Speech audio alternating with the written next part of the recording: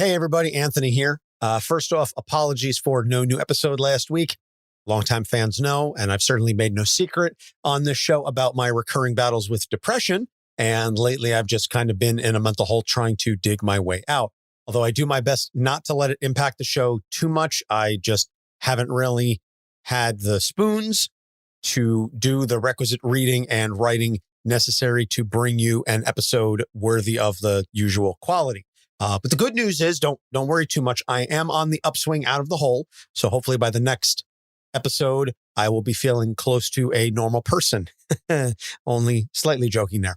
But having said that, we're doing something a little different with this. Since The Marvels is hitting theaters this week, normally we would do an episode about the main character, except we've already done episodes on Carol, Monica, and Kamala. So what we're doing here is combining all three into one giant Marvel's Megasode, and it gives you a chance to catch up on the characters before seeing the movie in theaters if you haven't gone back through our catalog and caught up on some of those older episodes. Now, keep in mind that these are a few years old. Carol was issue 41 from March 2019. Monica was issue 42 from March 2019. And Kamala was issue 76 from April 2020. So 3-4 years since those episodes have been released. A lot has happened since they were released, but the cores of the characters and the issues that they deal with haven't changed all that much, nor has the advice that Doc and I have for anybody dealing with some of the issues. So sit back, relax, enjoy this compilation episode, and we will see you in 2 weeks with a brand new episode on Bigby Wolf. I promise it's coming. Capes on the Couch podcast is for entertainment purposes only. Dr. Issues is a psychiatrist, but he is not your psychiatrist and does not have knowledge of your individual situation. For any personal mental health concerns, please consult your own healthcare providers. For medical emergencies, please call 911 or the designated number in your area immediately. Remember that you are not alone and help is out there.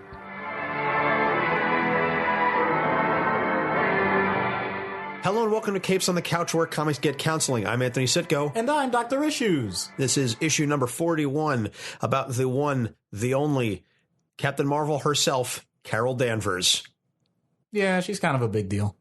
Just kind of. So before the movie comes out this weekend, my wife and I will be going to see it along with my brother-in-law tomorrow night. Well, Thursday night, if you're listening to this on release day, Wednesday. So we are very, very excited to go see the latest addition to the Marvel Cinematic Universe.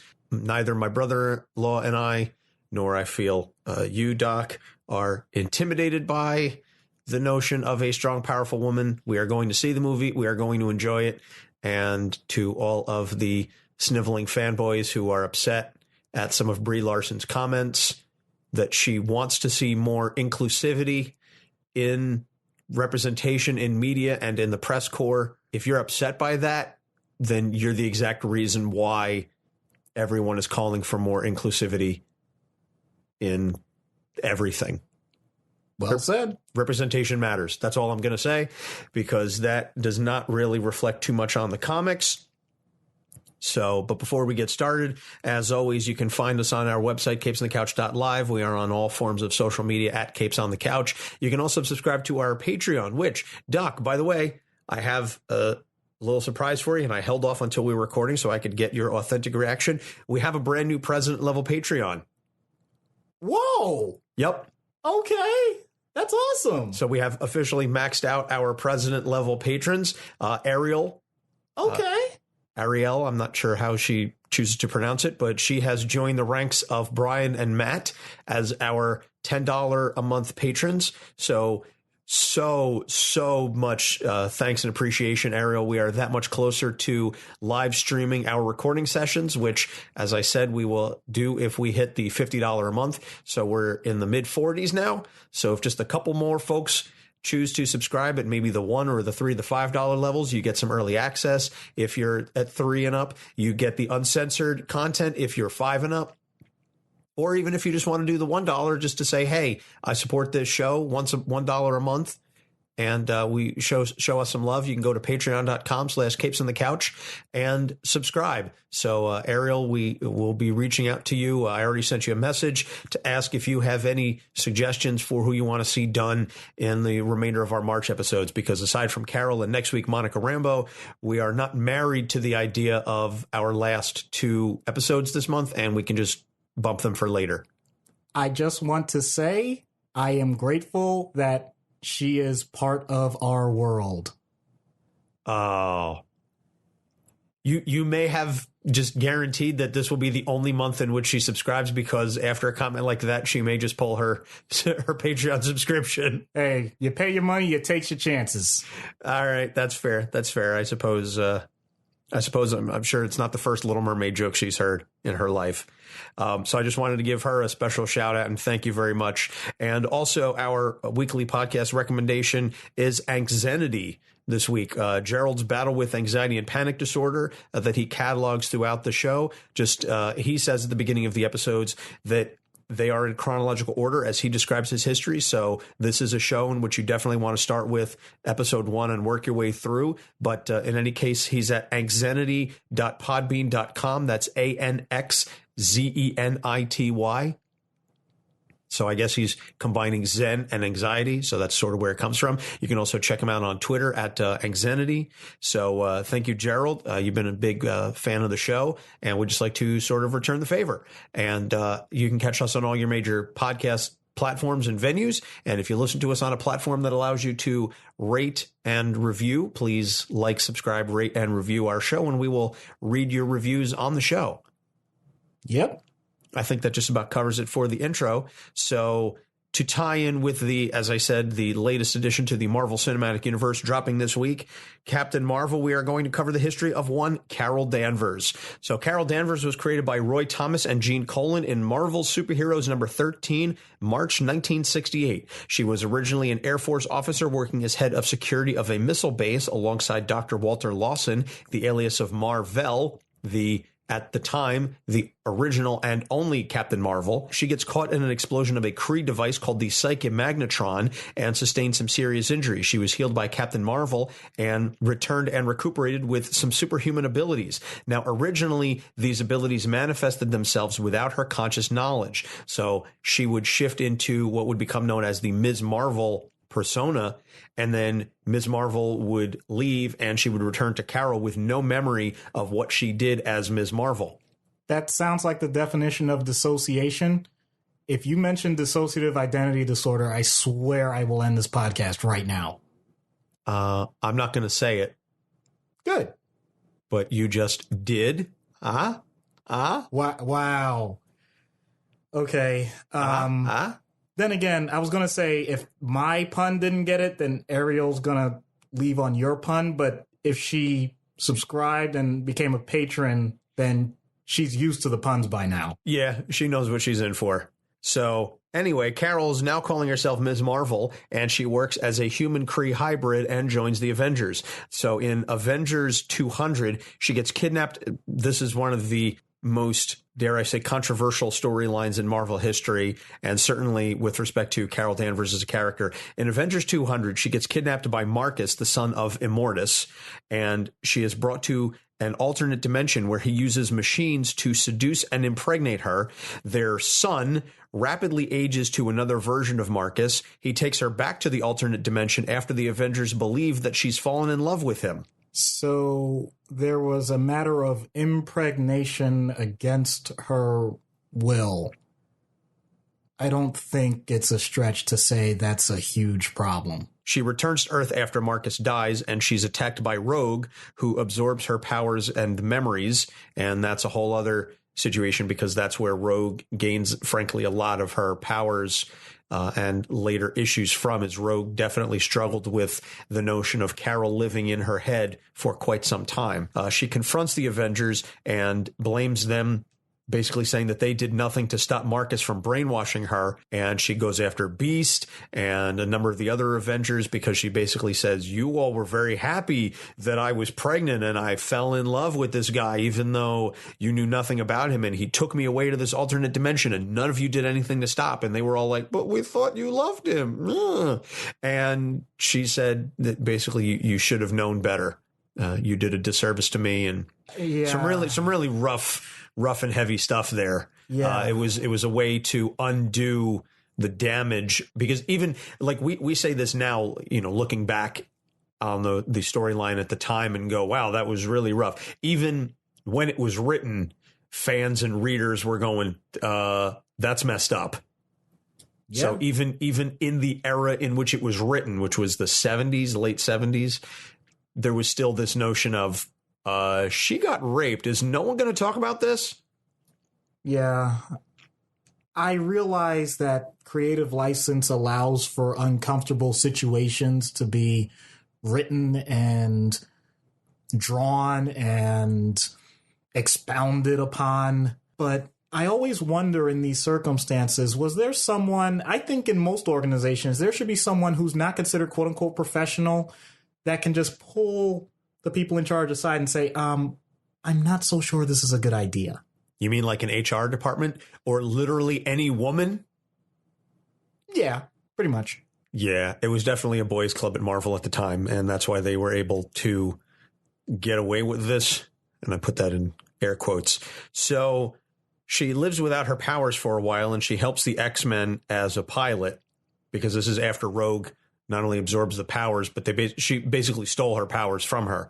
So she gets experimented on by the Brood, and she gains the power of a star and becomes known as Binary. Then she later loses those powers, and she uses the name Warbird, and she becomes an alcoholic after getting depressed about the loss of power. And Tony Stark actually is very helpful in guiding her back on track because of Tony's well-documented struggles with alcoholism. And if you want to hear more about that, you can listen to our Tony Stark episode. Absolutely. Now, to just briefly comment on this, I think instead of ragging on all the missteps they may have taken with storylines, I read this one. I thought it was excellent. I thought it was realistic. I thought that having someone who is a peer support is a great way to go. Yeah. And it was certainly understandable that after all of this trauma and everything that she had gone through, that she would seek some sort of a crutch. It turned out to be alcohol, obviously not the best crutch or a good one at all. But the fact that she had Tony there, and the fact that they called upon that history of Tony and alcoholism, because this is Post-Demon in a bottle. And he basically says, yeah, I know exactly what you're going through, and let me help you work with this because this is how I deal with it. So she returns to the Ms. Marvel name after the House of M event and joins Iron Man's side as an advocate for the Registration Act during Civil War. Then she joins the New Avengers after the Secret Invasion storyline. And this is really that mid-2000s period, which is really when we see Carol Danvers elevated to a more of an A-lister. She'd always been sort of a B-list. She was very powerful, and she showed up in stories here and there, but she wasn't always a primary focus of the Marvel comic universe. In the mid-2000s, she really gets elevated. Brian Michael Bendis had a large part in that because of the way that he wrote her and his love and appreciation for the character, and she gets elevated. So then she becomes Captain Marvel in 2012, and this is the Kelly Sue DeConnick storyline, and this is really what elevates her and what led to the current incarnation of Captain Marvel as we will see her in film. This is very much based on the Kelly Sue DeConnick run in 2012 with the costume redesigned by Jamie McKelvey. Prior to this, she basically wore a one-suit bathing suit with a little red sash tied around her waist. Not the most effective for fighting bad guys. When Jamie McKelvey redesigned the suit, he said, she used to be an Air Force pilot. This would probably be something much more flight suit like. Plus, we're going to give her some full body covering that isn't just, hey, let's show off the boobs and ass. And that is the costume that we see her in the movie. And that's been basically the basis of all of her costumes with minor modifications since that time period. So credit goes to Jamie McKelvey for his amazing work. He's a fantastic artist and also a damn good costume designer in comics. So he gets credit for sort of helping visually reinvent Carol Danvers, in addition to Kelly Sue DeConnick's writing, which again reinvigorated the character. It's unusual that we talk about a character like this that was created so long ago. And to be honest with you, aside from the X-Men cartoon, I didn't give much thought to Ms. Marvel, to Carol Danvers, or anything of the sort. So I'll admit, I'm late to the party, but I'm definitely glad I'm there now. Yeah. As are, I think, a lot of us that have read everything that's happened to her. Again, particularly since that Kelly Sue DeConnick run. So go check that out.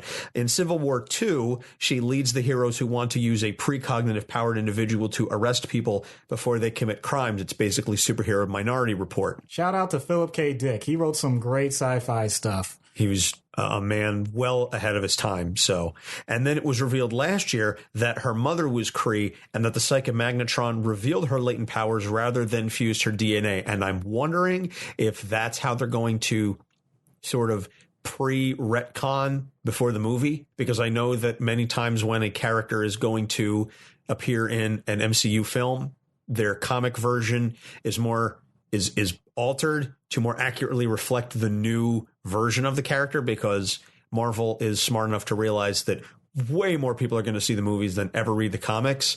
And this happened with Wanda and Pietro, that all of a sudden, oh no, they were actually Inhumans all along, and that their father wasn't Magneto. And it's a way to sort of get away from the mutant aspect, because this was the time period in which Marvel was basically disowning all the X-Men because of the rights issues. I guess that problem has been solved.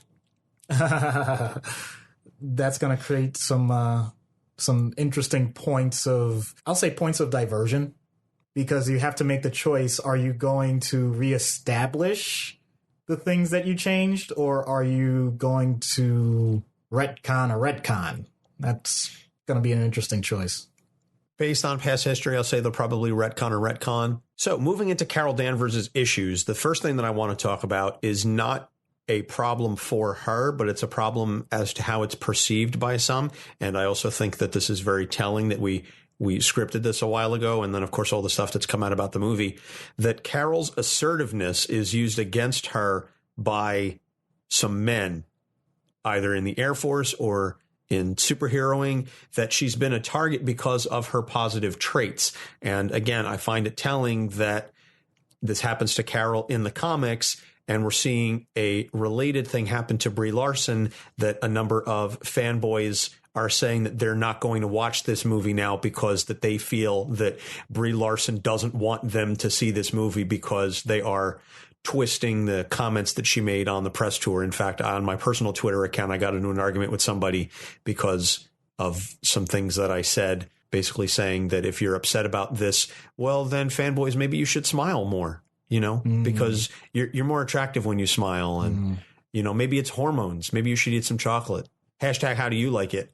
And I got in an argument with a woman of all things, which I was kind of surprised about, who said that I'm not like a butthurt fanboy, whatever like that. I feel that her comments rub me the wrong way. And my response is basically only a hit dog yelps. So if you're the type of person who's not seeing this because of the comments that Brie Larson made, then you are the exact type of person who needs to understand why she said it.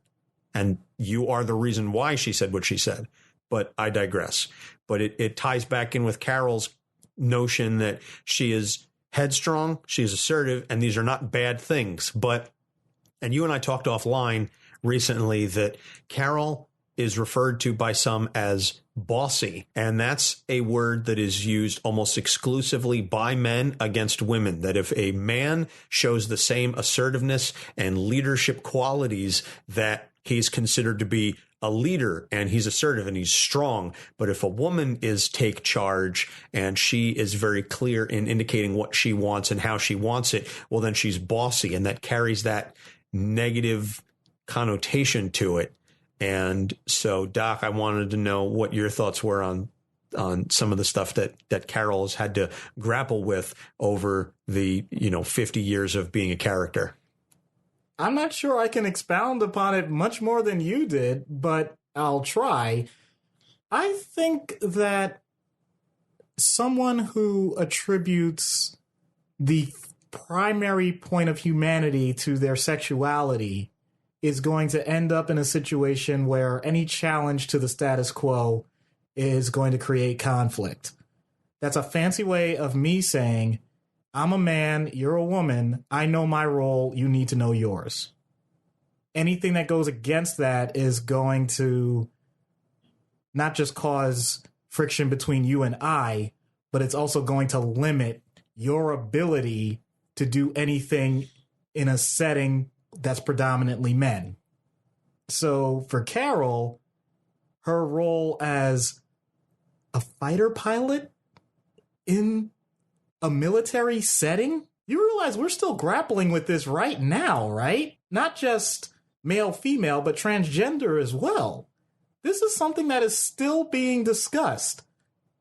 Decades after, in my opinion, it needed to be, the idea that women can be drafted just went through a court proceeding because women have been allowed to participate in the military for a long time.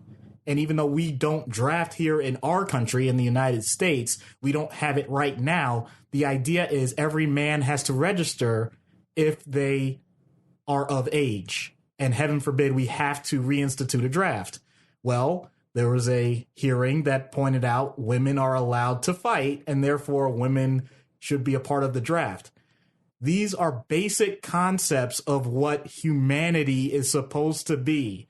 The fact that we as a society still have this as a problem or something that needs these clarifications, which is still only 100 years after women in this, it's still less than 100 years for women to have the right to vote. In other words, to have an open voice about how our society is handled speaks volumes.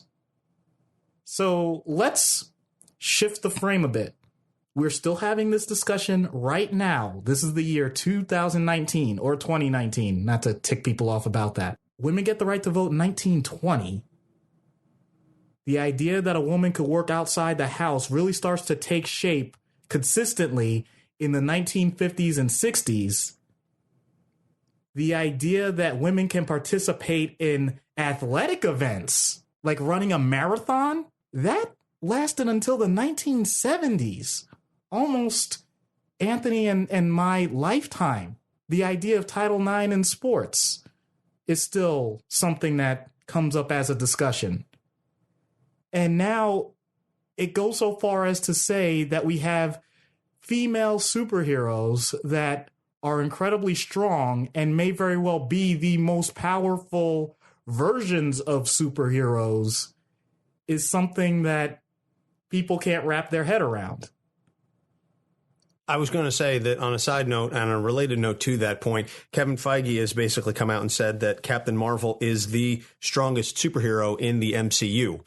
And I think that this film is going to showcase that. And we're certainly going to see her help battle Thanos in Avengers Endgame. And also, to your point, also going back to something that we didn't mention really in the creation, but when she became a superhero for the first time and she was originally known as Ms. Marvel, that name was not an accident. That Ms. was a clear indication of Ms. Magazine, Gloria Steinem, the feminist movement that took place in the late 60s in the United States that was definitely indicative of the rise of female power and feminism in the U.S., and Carol Danvers was very much a symbol of that. Part of what becomes a problem is that as women have taken a much larger role equal to that of men in multiple parts of society, there is a false assumption that the gain of that type of power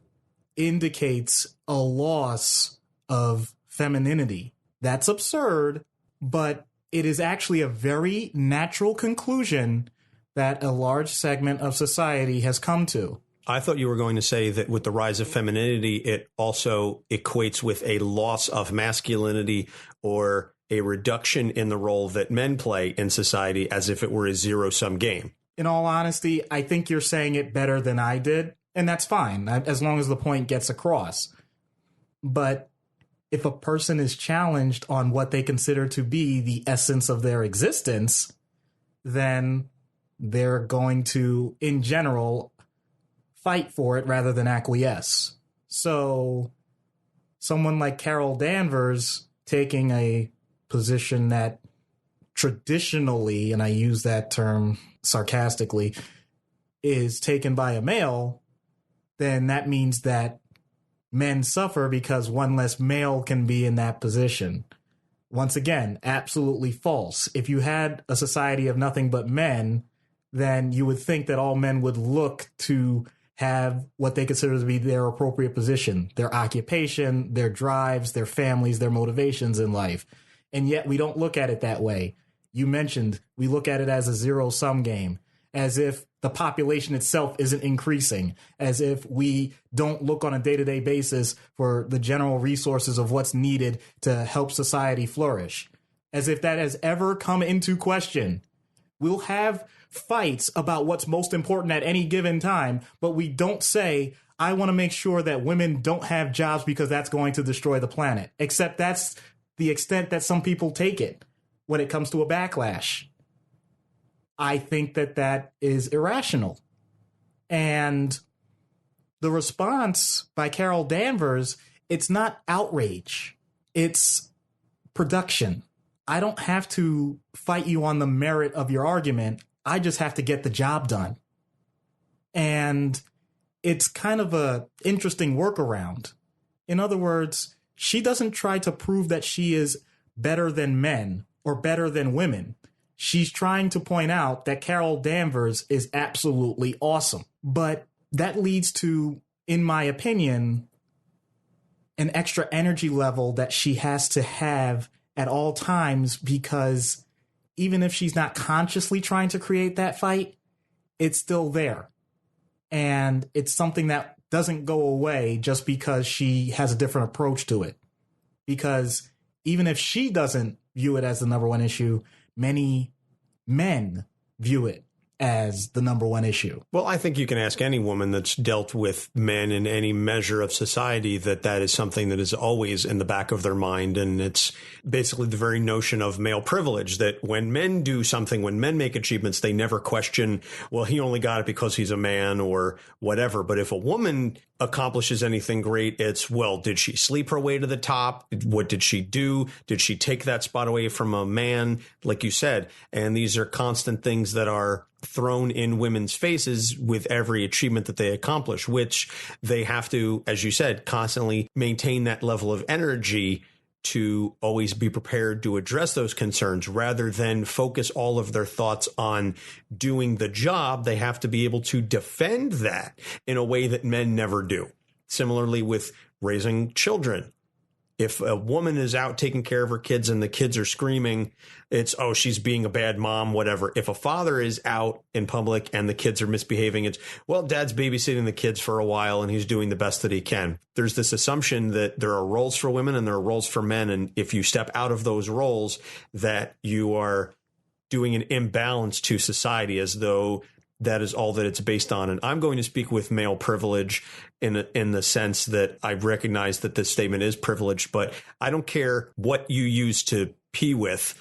Can you get the job done? But that's my utilitarian mindset speaking, that I understand it's about doing the job. But by the same token, I can say that as a man because I'm never questioned on my ability to do the job.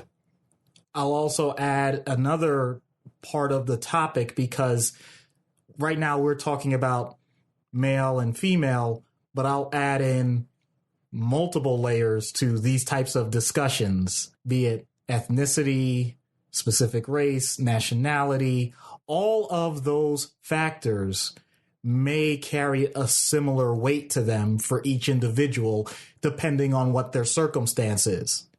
The one that I remember reading about a long time ago and having some difficulty wrapping my head around was the Northern Ireland situation. And when peace was brought there with the United Kingdom and everything else. The Troubles. I could not believe reading it.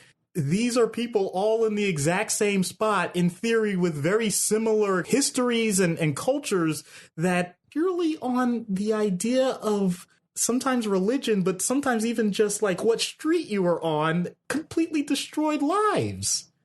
That was unfathomable to me, despite the fact that I live in the United States that has its own complicated history. But I realized that's not much different than that. And that's not much different than any movement that allows for a certain subset of people that feel like they are not being respected, trying to find a way to gain respect, and the status quo pointing out that they don't want things taken away from them, not recognizing that they're not losing anything. They're gaining allies. And I think that mindset shift is incredibly difficult for one person, let alone a whole group that decides to organize against what they consider to be a threat. Oh, it's crabs in a bucket mentality to a certain extent. Absolutely. And then you also get the gatekeeping notion. You have litmus tests and purity tests. We see this a lot in politics. Certain subgroups of political parties will claim, well, you're not X enough for us, and that you're not really a member of this party or this organization. And they end up doing a disservice because they focus on the areas in which they disagree, those small areas in which they are not in lockstep mind agreement, rather than the potential overwhelming majority in which they do agree, because there needs to be this ideological purity. But I mean, we could do a whole other show based solely on that. So clearly. as evidenced by how long we've gone on that. So let's move on to the next one before we digress any further. She carries the mantle of Captain Marvel and all of the associated baggage with that. And this is something that, and we will mention it here. And then next week when we cover Monica Rambeau, we can also talk about the notion of a legacy character, which we've done a couple of different episodes on different legacy characters. But Carol is the latest Captain Marvel, and everyone is sort of carrying on the legacy of the original Marvel, who has been long dead in Marvel Comics and unable to, I guess, defend himself, quote unquote, or able to say much about the carrying on of that legacy.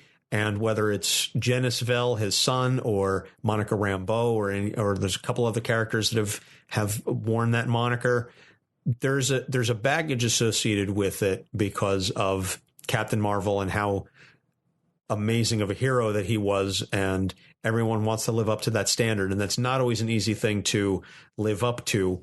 And so I wonder if you can unpack that a little bit.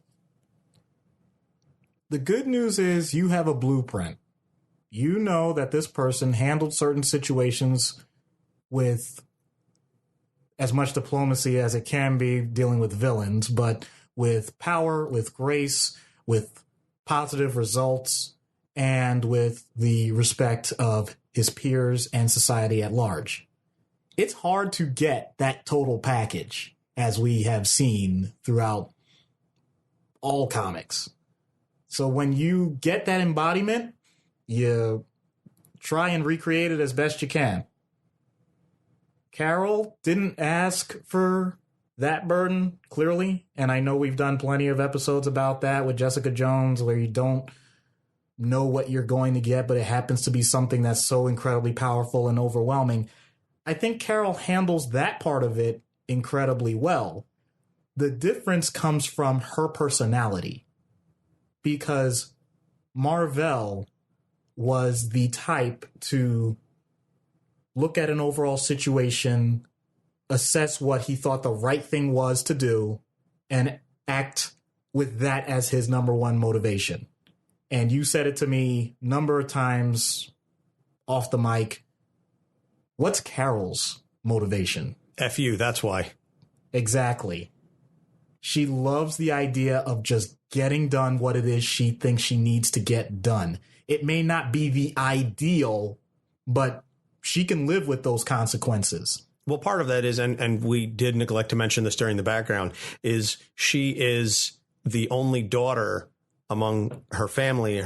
She was raised with brothers, and her father had a sexist mindset and basically believed that even though Carol was the smartest of them, that because she was a woman, she shouldn't go to college, she shouldn't do this or that everything should be focused on her brothers, one of whom ended up dying in an accident that Carol was not able to help with. And she had an estranged relationship with her father. So a lot of this stems from, frankly, daddy issues. I hate to use that term because I find it to be kind of demeaning, but the notion that she was constantly seeking her father's approval that she could never get. And because he died before they could reconcile, she never really got that. So she is forever chasing that notion. And that's something that Kelly Sue DeConnick has talked about numerous times. But the idea that she is chasing her father's approval and she can never get it. So she's going to do the right thing, or she's going to act in whatever way she wants to, because screw you, that's why. Yeah, that. And we compare it and contrast against Captain America, who they get compared a lot to, not just because of the name, but because they are very powerful characters and they're often looked at as leaders. Steve does the right thing because it's the right thing to do. Carol does it because F you, that's why. That's a great way to put it. That's why she gets back up. That's a great way to put it. She will not let anyone take her down. Right. And that situation of growing up in that type of environment just ties back to the very first point that we made. You don't have to go to the extreme of mentioning an entire group or entire part of society that's fighting against you. You have it in your own home. So you don't get a break. You thought that you overcame it just with how you dealt with your own family, and then to extrapolate that out to finding out there are multiple people in the world. This wasn't a one-off thing. In other words, you get a situation that you think you've handled and it's temporary, and you just move on to something else, and it just gets thrown right back that no, you're going to be dealing with this for as long as the situation and the conditions exist. By the way, those conditions continue to exist almost in perpetuity. I want to just tie this all together so far to say that to have a character have such amazing abilities, to have to justify that they should have those abilities in the first place, they should be the bastion of all that is good, to be the alpha dog, to be the number one person in an organization, to do all of this while basically having people tell you that it doesn't matter because you're not exactly what we were looking for. That's the ultimate in getting a chip on your shoulder. You think? And that, frankly, again, and I'm sure we'll get to this in the out-of-universe treatment portion, but that's something that so many women can relate to. And that's one of the things that has appealed to the fans of the character, especially, again, since 2012 with the rewrite and the reinvention of the character. But the notion that she has this chip on her shoulder in part because she's a woman and because she faces not only all of these otherworldly, intergalactic, extra-dimensional beings, but has to deal with misogyny and the patriarchy. That is a villain that millions of comic book readers and potential comic book readers can certainly relate to. And that she is their hero, I think, speaks to that. And the fact that Kelly Sue wrote her so well really gave women a rallying point and a new heroine and a new symbol to go, well, if she can do it, then I can. And you saw it recently in the red carpet for the Captain Marvel film with that little girl showing up dressed in the full Captain Marvel regalia and those amazing moments that she had with Brie Larson. That is what, again, going back to sort of what we were talking about earlier, but that's what representation is about. But the notion that it's stuff like this that will eventually, in one day, not in our lifetimes, realistically speaking, but maybe one day, hopefully, create an equal playing field. It's stuff like this that gets you there and that inspires the next generation to fight just a little bit harder so that they get that equality, and that maybe one day this will all happen and we won't have to ideally worry about stuff like this. Well, is the hero a man, woman, trans, cis, bi, heterosexual, homosexual, what have you, that none of that will ultimately matter. By the way, you're aware that we're taking a risk talking about all this stuff. And what I mean by that is there are several, I'm sure, listeners that have a very spiritual, cultural, religious background that have a lot of questions and a lot of concerns about the things that you just mentioned. And the fact that we're taking a certain stance on this may make them feel alienated. And to that, I would just like to openly say that we're not trying to make people change their minds, but we are trying to make sure that they are open to the fact that people remain people, no matter what else is going on with them. So I'm saying very openly that I think people have the ability to make their own adult decisions and do what they want with their life. And I do think that there are biological bases for things as to their sexuality, as to their aspirations and goals in life, as well as what they've gone through. The number of times I said nature versus nurture is wrong. It's nature and nurture. I strongly continue to hold that conviction. And if anyone feels that we are threatening in any way, then that's the wrong way to look about this. I'm extending an open hand for a handshake. I am not throwing my fist at you, because these types of conversations can get very uncomfortable very quickly if you're not used to having them. So my advice right now for everyone listening, we haven't even gotten to treatment yet. I'm not going to tell her to change who she is. I am not going to tell her who she should look to as a great female role model or male role model in those categories. I'm not going to insult her intelligence. I am not going to tell her that she needs to be more of a female, because that was a fear when we first chose this character, that people would get the idea of, oh boy, Doc's going to set, someone like Carol Danvers straight. And I want to make it clear that she does a great job, and we're just looking to see how we could add an extra boost. That's it.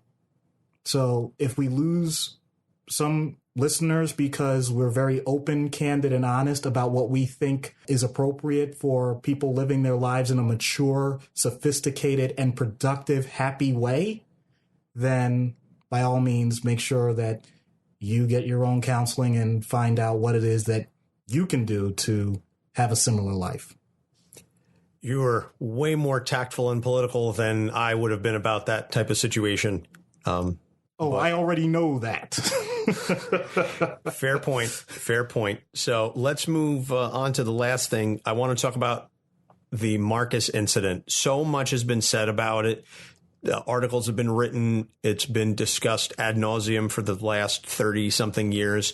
And this, again, even in and of itself, the fact that we talk about this as a major incident for her is in and of itself male privilege, because something like this sexual assault and the impregnation, certainly impregnation is something that is exclusively female in nature, but the notion of sexual assault is almost always spoken of as something that happens to women. They're victims of it. And the language that we use is almost exclusively very patriarchal in a sense.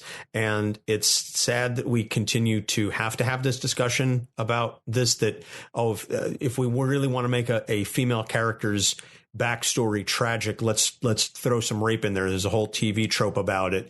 But the fact remains that it happened, and I think it would be ill-advised if we simply ignored it. So some of the fallout from that Marcus incident certainly stuck with Carol for a number of years.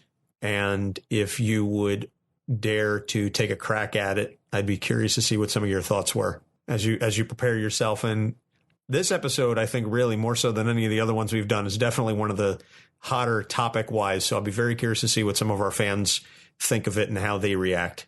Right. In a situation like this, I'm going to touch on the idea of sexual assault as trauma and the possible responses to it. So I apologize if it comes across as too general as opposed to directly dealing with the character of Carol Danvers. Time and time again, it has been shown that rape is a crime of power before it is a crime of sex. In other words, it's not just a matter of the person trying to obtain stimulation. It's also to fill a void of dominance, usually. I am also well aware that male on female rape is the most talked about, but there are other iterations, and any person can rape any other person, and it does happen. It's horrible whenever it happens. I want to make sure I mention some things that over decades have become myths, and I want to dispel them. If a person is in a long-standing relationship with another person, then yes, rape can still happen. If a person is married or in a civil union with another person, rape can still happen. If one or more people are intoxicated or under the influence of certain substances or medications, rape can still happen. If a person no longer gives consent to a sexual act and that sexual act still happens, it is rape. Are we clear on this? I'm clear.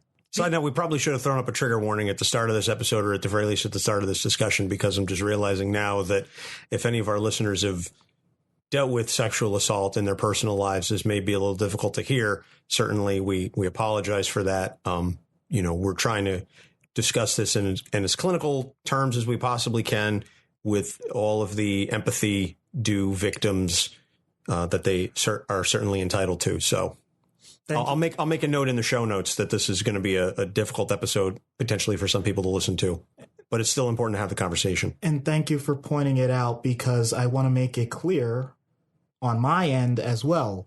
I am not blaming anyone who has been a victim of sexual assault. You did not deserve it. You did not put yourself in a situation where that should have happened. So now that we've got that out of the way, let's say an event like that has happened. I'm going to go back to the basics here when it comes to making sure, first of all, that you are safe. If at all possible, contacting someone that you know that you consider to be a positive influence in your life is a great way to go. Contacting the proper authorities if you consider it to be a safe situation is also incredibly important. You do not have to suffer in silence.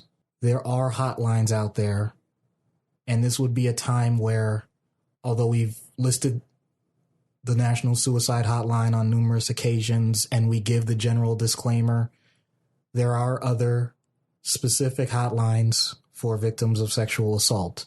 You do have a right to privacy. And until there is a point where there's some legal action to be taken, you have a right to remain completely anonymous as you see fit. There is no mandate that says you have to press charges or make any claims of specific crimes if you feel like that is going to cause more problems for you under the circumstances. There is no obligation for that. We have well established, however, that the number of cases that have occurred are way, way underreported. And that is a shame, because the idea that people are allowed to do this without having to manage the societal consequences of such actions is dangerous, because that type of behavior is often repeated because the person has allowed themselves to create a narrative that will create the scenario over and over again. I'm not giving specific names, but I'm pretty sure you all recognize, or unfortunately may know, people in those types of circumstances and wonder. To those who have not suffered sexual assault, but are aware of people that are at risk, the best thing you can do is contact them and find out how they're doing. They may not wish to talk to you about details, and that is their right. You may wish to protect them. Providing them options for safe circumstances is wonderful. But I can tell you that mandating such circumstance or such opportunity without consideration for that person's emotions and choices is not beneficial. Once again, I apologize for not specifically going through the Marcus incident with Carol Danvers. and her responses to other heroes and how she felt. I will simply say that there are many people in the world that have felt a similar way. And if you have an opportunity to make a positive impact in someone's life who has experienced that level of trauma, even if it's just to talk to them for a short while, on their terms and at their level, so that they don't feel overwhelmed or feel as if you are trying to take command of a situation that is not yours, then please do so. Because even in the moment, they may not say anything, but I can assure you that you've done some good. Beautifully said. I think that was comprehensive, or at least as comprehensive as we can be in the short time frame and circumstances that allow. And I don't really know what else can be said. So let's try and follow that up now. Of course, now this is like a, well, then that Mrs. Lincoln, how was the play type incident, but treatment, starting as we always do with In-Universe, treatment of Carol Danvers. What would you, and I feel like this is one of those situations where you would say that you are just trying to make Carol a better hero and that you're not really trying to fix her. And you alluded to that earlier, that you're not going to tell her who she should be or how she should act, etc., but rather just how to cope with some of the things that she has dealt with in a way to further improve her and make her more effective, more efficient, and just generally improve her life. I think that would be a fair, based on knowing how you've gone for the previous 40 episodes. I think I kind of have a general idea about how you're going to go with this. Yeah. But so I'll let you take the wheel. Sure. So we've established that Carol has done a lot, been a good hero, great hero. She had to overcome many things. Kudos to her. Going through what she went through with everything related to the pregnancy, to the relationships, the fact that she doesn't get the opportunity to speak to her father, the fact that she's not able to speak, quote unquote, to Marvell, although they've done so many teasers with him over the years. You just wonder, when is he going to break through? When is he coming back to life, et cetera, et cetera. But I digress. There are so many things that someone as powerful as her can do that she may end up focusing on the few areas that are beyond her control. She's not a true manipulator of all of the things around her. She's not trying to be an overlord. She just wants to get her job done, whatever it is at the given time. So creating a construct that will allow her to do that more on her terms and preemptively address some of the things that may be barriers to that might be most beneficial. Almost like a disclaimer. I know she can't fly around like holding this thing saying, yes, I am comfortable with who I am. No, I didn't think that it was the best way to go about this pregnancy. No, I don't regret the fact that I have to live with the things that have happened. Nothing that ridiculous. But the publicity that goes along with her success is something that she has to navigate in a way that I'd almost say reminds me of how certain sports heroes have had to deal with things. And I use the term hero loosely for sports because I recognize there are people that are doing more things directly good. But there is a way to say something without saying something. So the best example I could think of right now is someone that is opposite of your team, and that's Derek Jeter. Okay. He became the master of answering every single question and giving no information. Absolutely not a thing. And yet people loved him. Why? Because they recognized that he gave a lot of effort. They recognized that he was on a winner, which, once again, I'm not implying that the teams that didn't win are quote unquote losers. I'm saying they didn't win. It's a competition in sports. Carol Danvers doesn't even have that aspect to deal with, but she does have the greater societal aspect to say that if you want to talk male versus female, quote unquote, versus, then she's on the starting, quote unquote, losing team. And she's always had to prove that she's the winner. Well, at this point, the evidence is overwhelming that she's a winner. So now she can scale it back with that. She can actually say, look at my track record. You point to that, literally scoreboard. And that's enough. if people want to get into details and fight with her about it, she can get into the weeds. But once again, how on earth does throwing yourself in the barrel as another crab end up helping the situation? So learning to take that step back and giving yourself the opportunity to pick and choose your spots as to where you get into those types of discussions goes a long way.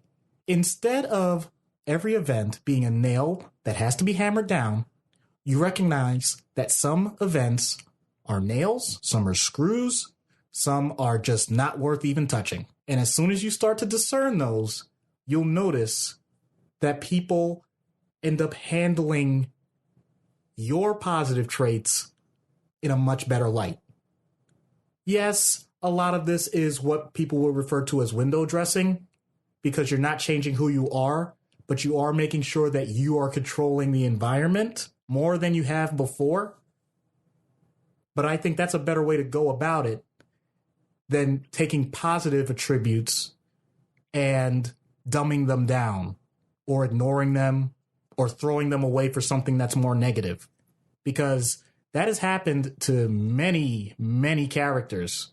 They change because other people thought it was appropriate for them to change, as opposed to them recognizing that it was a trait that wasn't working for them. Carol doesn't need to do that. Now, how to go about it in the universe? I mean, there are so many characters that look up to her anyway.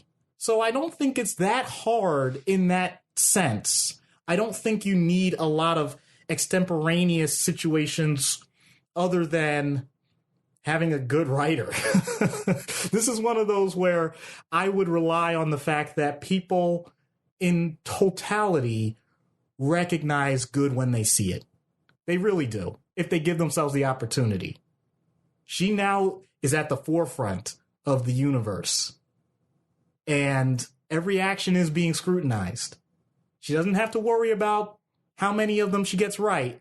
She just has to make sure she promotes that the good that she's doing at any one moment is the best that she could have done, because she can live with those consequences. For what it's worth, I respect Eric Jeter. Aw, thank you. The Red Sox suck. You know, I was trying to be polite. I was trying to be genteel. Yes, I know. Tactful. Yeah, forget that. No. You guys just won a championship? You kidding me? No. No. No olive branch here. Wow. Okay. Way to piss in my cereal then. Yeah. Had to be done. By the way, that's kind of my point. It's not that you change what you believe or your personality. It's that you know how to do it with more tact. I purposely ignored that tact. And at that point, I'm pretty sure there are plenty of listeners that were like, either, yeah, way to go, Doc. Yeah, or, wow, Doc is a real jerk. That was inflammatory. That's the opposite of what I would do if I were Carol Danvers in that moment. The way I would have or should have said that to you is, I know it was difficult for you to say that, and I greatly appreciate it, because I know the Red Sox won this year, but I guarantee you the Yankees are going to be back, and, we're really going to get you next time. Same information.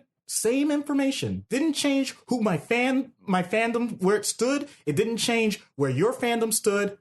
It acknowledged that you were willing to make a mature comment to me, and I'm able to reciprocate.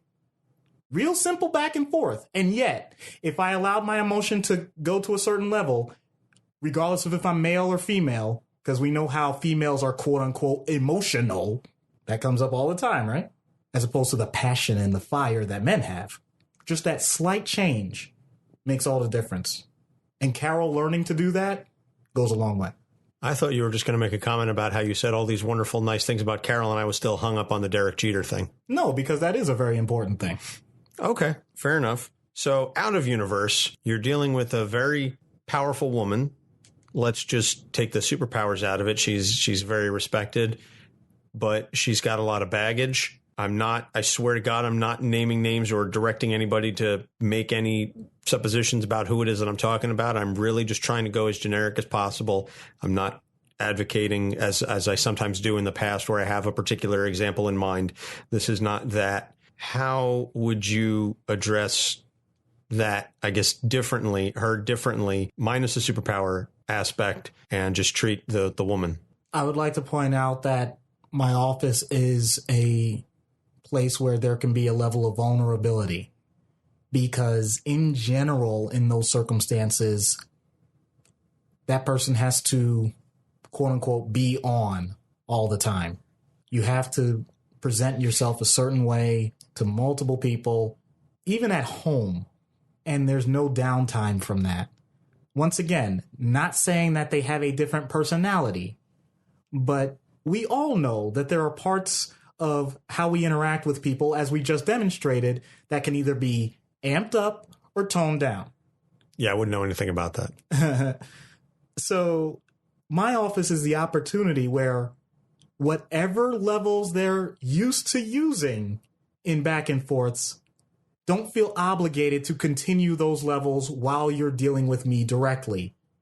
If you typically are always tampering down your responses to things because you have to be close to the vest, very buttoned up, because a lot of people are relying on you for something with your position of power, and you make severe, significant decisions that affect multiple people, you can let loose a little bit with me. Nothing that's going to cause harm to myself or yourself or anything of the sort, but it's all right to lay back a little bit. Let your hair down a little bit. If you have hair. But anyway, on the other end, if you're in a situation where you are meant to be a firebrand and you're used to having to cause controversy or create situations of large discussion, and people are relying on you now that you're representing a large group of people, maybe it's generational, maybe it's political, cultural, financial, I don't know, whatever category. And you always have to be this person that drives up the energy. You can keep it mellow if you never get that opportunity. Recharge your batteries. Don't worry about how it's going to look. This is all confidential stuff in these sessions. So whichever end of the spectrum the person is dealing with, that's the way I would go. I would let them know that that's their right. And they may not believe me. Part of it may be the actual gender situation. If it's upfront like that, then we'll talk about it. If it's not as much of a problem, great. And if there is a situation, to tie it back once again to the Carol Danvers discussion, if there's a matter of sexual trauma and it's something that they're comfortable talking about, as with most forms of trauma with PTSD or whatnot, then I give them the opportunity. If they don't want to discuss details, that's fine. If they've never had the opportunity to say anything, and this is their opportunity, then go for it. My number one skill during this is to listen. I may give positive feedback.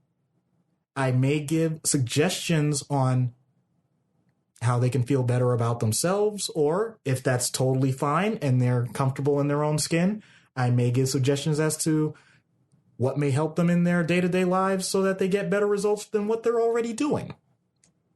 But my point is, I want to make sure it's their opportunity to empower their lives in a way that they're not able to do because they always have to be on, whatever on means for them in that moment. Give them the power to show all sides of themselves, not just the one that they've had to use to fight for so long.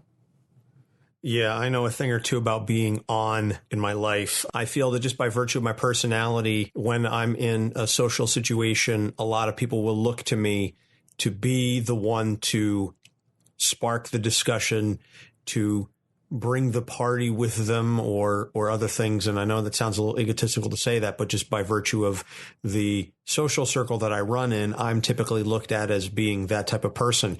And there are times in which I don't want to be that person, or I'm not in the mood to be on.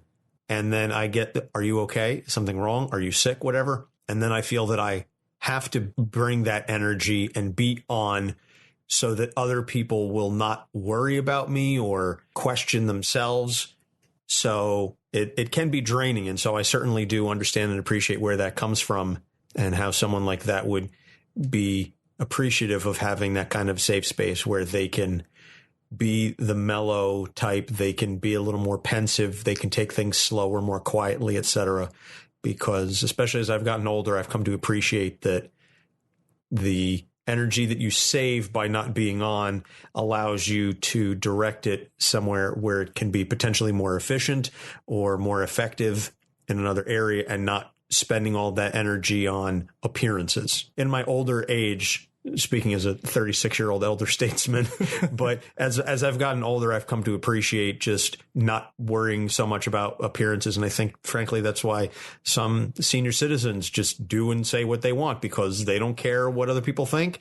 They're just going to get away with whatever because, oh, look, they're being a silly old person, or they're just, grandma's running off at the mouth again, or, Gampy's just going to say whatever it is that comes to his mind, whatever the scenario is. It's because you have decided that your energies are better spent elsewhere.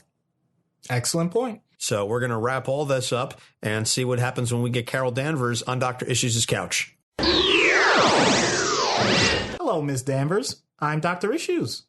I'm sorry, doctor. I need a minute. Sure. Take all the time you need. If it's okay, can I ask why? I dated a psychiatrist for a while, and he was brutally murdered. Every time I talk with a psychiatrist, I can't help but remember Michael. It's been a while, but the memories come back, and I can't always stop them. I'm so sorry for your loss. It was really rough because he was killed specifically to get to me. If we weren't together, he'd probably still be alive. That does sound like a heavy burden. How do you honor his memory? By fighting the good fight. By being the best version of myself I can be. He wouldn't ask for anything more than that. Excellent. It sounds like you've given the proper thought to this. You're not the first one to ask. I realize you must have had so many experiences in your life, including that one where there's a lot to unpack. I apologize if we've gone down a road you didn't intend to. If there's something else that you'd like to discuss, otherwise be my guest. It's fine. I like remembering him, and it is what it is. What I wanted to talk to you about is being a leader. All right, I think we're getting somewhere. What do you think your role is as leader of a team? That's just it. I'm not always certain. For years, I was doing my own thing, or I was part of a group but not the head. So I didn't have people answering to me, and I didn't have to always set the tone for everyone else. I could be myself and not worry about the impact. Now I have other heroes under me, and there's a structure there. I feel like I'm chafing sometimes, like I can't always go out and just bust heads because it will interfere with a larger plan or something. Wow. Okay, do you have a mentor? I had one, Marvell. That's why I have the name that I have. He was great. I miss him. Well, then I'm kind of repeating an earlier question, but it's directly related to what you just said. How are you honoring his memory? The same way I honor Michael. Fight the good fight. Help people. And that's why I carry his name now. It's always been a way to honor him. Are there things that you do differently than him when it comes to being a role model? He was just so good at his core. He did the right thing because it was the right thing to do. I do the right thing because, screw you, I'll show you I can be good.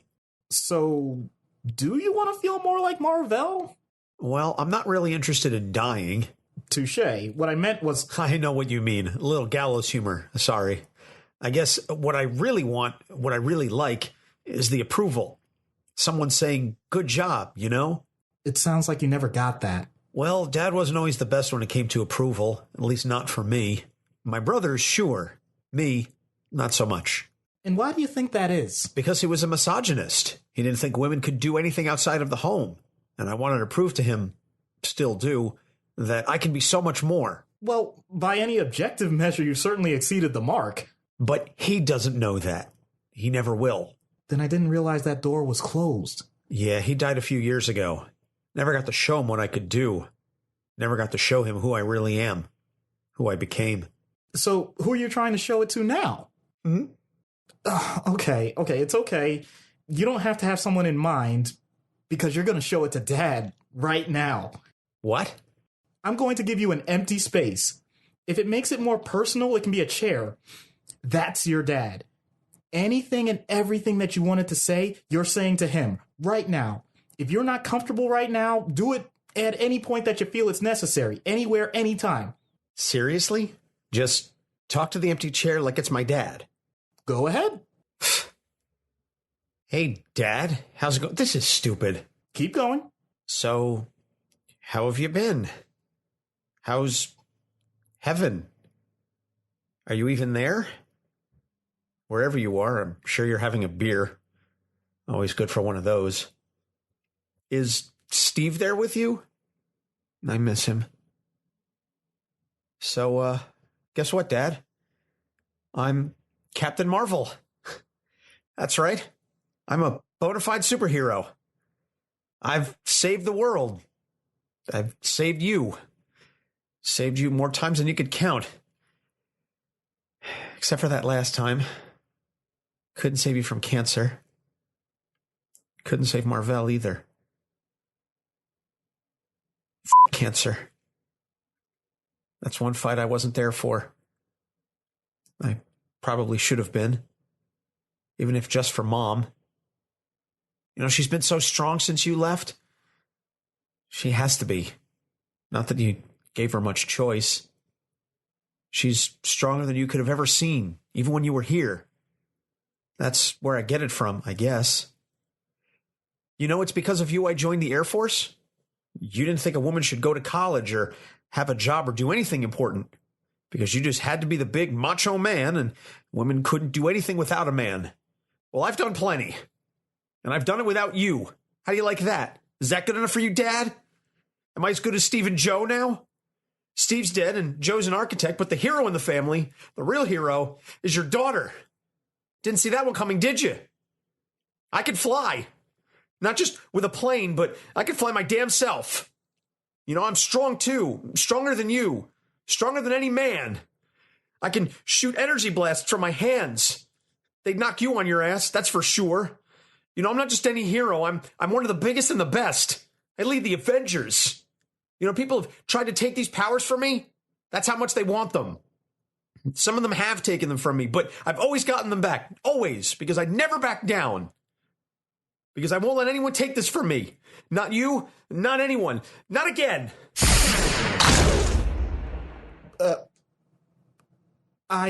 Damn, Doc, that felt really good. I didn't think that would work, but it did. You're welcome. Thanks. Next time I need an outlet like this, I'll give you a call. Please give me as much advance notice as possible. We need to reinforce the room. Sorry about the damage. Send the bill to Avengers Tower. Tony will pay for it. I think we have a running tab. How much are your insurance premiums at this point? They don't fit on a regular check, to be honest with you. Too many zeros. So you need like one of those like giant Ed McMahon type checks? Yeah, except I don't increase the font to go with it. Ooh. Like I said, running tab. Yeah. Tony should really chip in more if he's going to be sending the Avengers over here to talk to you. Yeah, well, I'm still waiting for my next session with him. If you go back to that episode, you know how that went. Yeah. Hopefully he's dried out since then. Oh, yeah, I don't think that's much of a problem. At least nobody wants to mention it anymore. True. So I think this was certainly much more in-depth and heavy than we initially anticipated. I don't think when we plotted out how or what we were going to talk about that we envisioned it would go quite like this. No, I didn't think it would go this way either.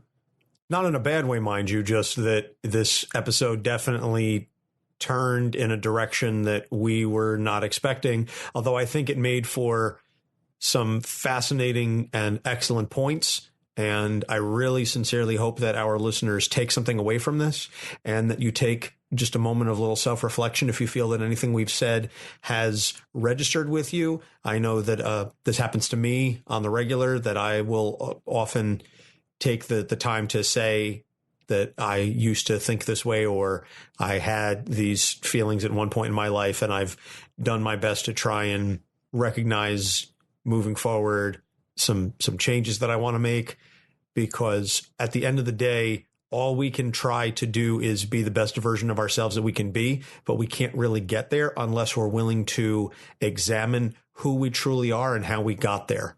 And that implies having a lot of very difficult discussions and a lot of self-reflection. And not everyone is willing or able to make those kinds of choices or have those thoughts all the time. And you don't have to have them all the time. You don't have to be on a constant journey of self-discovery, because that can be exhausting. But during moments and discussions like this, I think it's important to just take that second or that moment and just reflect on if there's anything that you've done or said over your life that has led to something like that, or potentially led to someone feeling less than wanted or less than whole, and how not to make those kinds of choices in the future. And certainly, by extension, that no one makes those choices that make you feel anything less than yourself. So if there's something in this episode that resonated with you or really stuck out with you, or if you think that there's something that we said that was really out there or incorrect or wrong, please, we love the feedback, good or bad, because, and be honest with us, because we're not going to improve the show, or we're not going to improve as human beings unless we are frank and honest with each other. So please send us an email, capesonthecouch@gmail.com. You can tweet at us at capesonthecouch. You can comment on our Instagram at capesonthecouch, or you can comment in response to the Patreon listing if you choose to subscribe, or once the episodes go public, you can comment on them. Patreon.com/capesonthecouch. And I really feel that there's not too much else to be said. Nope.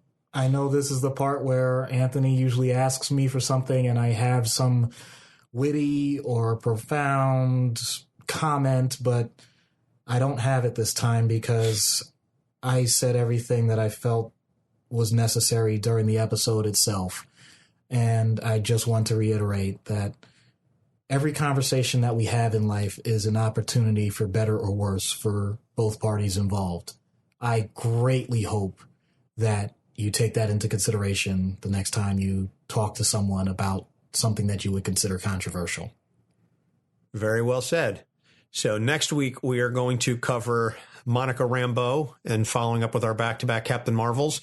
And we're going to have a guest voice on for the skit, Janae. So we will cover a little bit more about that in next week's episode. And then following that will be the Monocle from Umbrella Academy and John Constantine. So for Doc Issues, I'm Anthony Sitko. Thank you so much for listening, and we will see you next week. Capes on the Couch podcast is for entertainment purposes only. Dr. Issues is a psychiatrist, but he is not your psychiatrist and does not have knowledge of your individual situation. For any personal mental health concerns, please consult your own healthcare providers.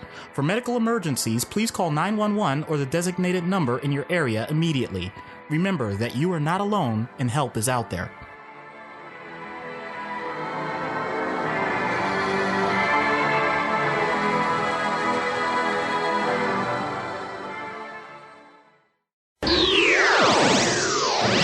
Capes on the Couch podcast is for entertainment purposes only. Dr. Issues is a psychiatrist, but he is not your psychiatrist and does not have knowledge of your individual situation. For any personal mental health concerns, please consult your own healthcare providers.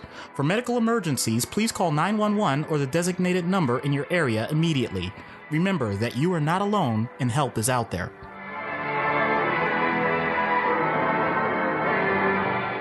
Hello and welcome to Capes on the Couch, where comics get counseling. I'm Anthony Sitko. And I'm Dr. Issues. This is issue number 42.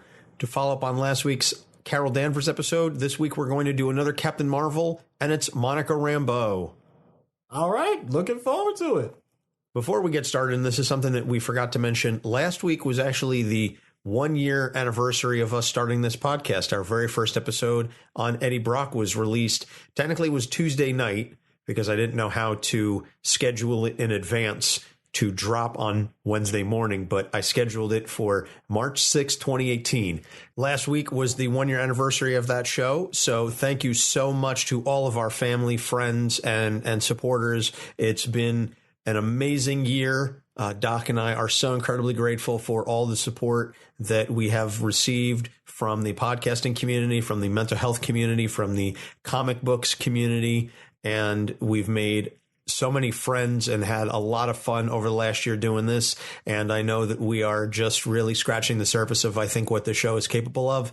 And we're looking forward to what year 2 can bring us. Yep, you have aged us rapidly, but that means that we have more wisdom. I don't think that came across the way you meant it. Oh, okay. Then thanks.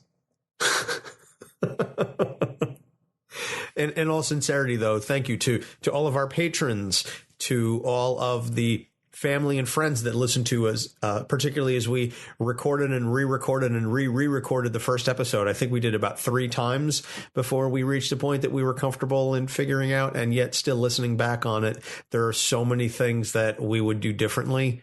Yeah. The one thing about any pursuit, be it business or entertainment, that we have to keep in mind is you're not doing it right if you're not ashamed of your first iteration. You should be getting better every time. Absolutely. I don't know that you want to be ashamed of it, but you just go, oh, you know, I could do this differently, or I could do that differently. You can certainly be proud of what you initially accomplished. And I think looking back on the Eddie Brock episode, we are both very proud of it. But if you listen to that episode, there's a lot good there, but I think we've really refined the show over the last year, and we've gotten a lot better, certainly with respect to the skits and some of the analysis. We don't go nearly as in depth on the character backgrounds, and I think that allows for a little more time in some of the analysis and discussion when it comes to the issues.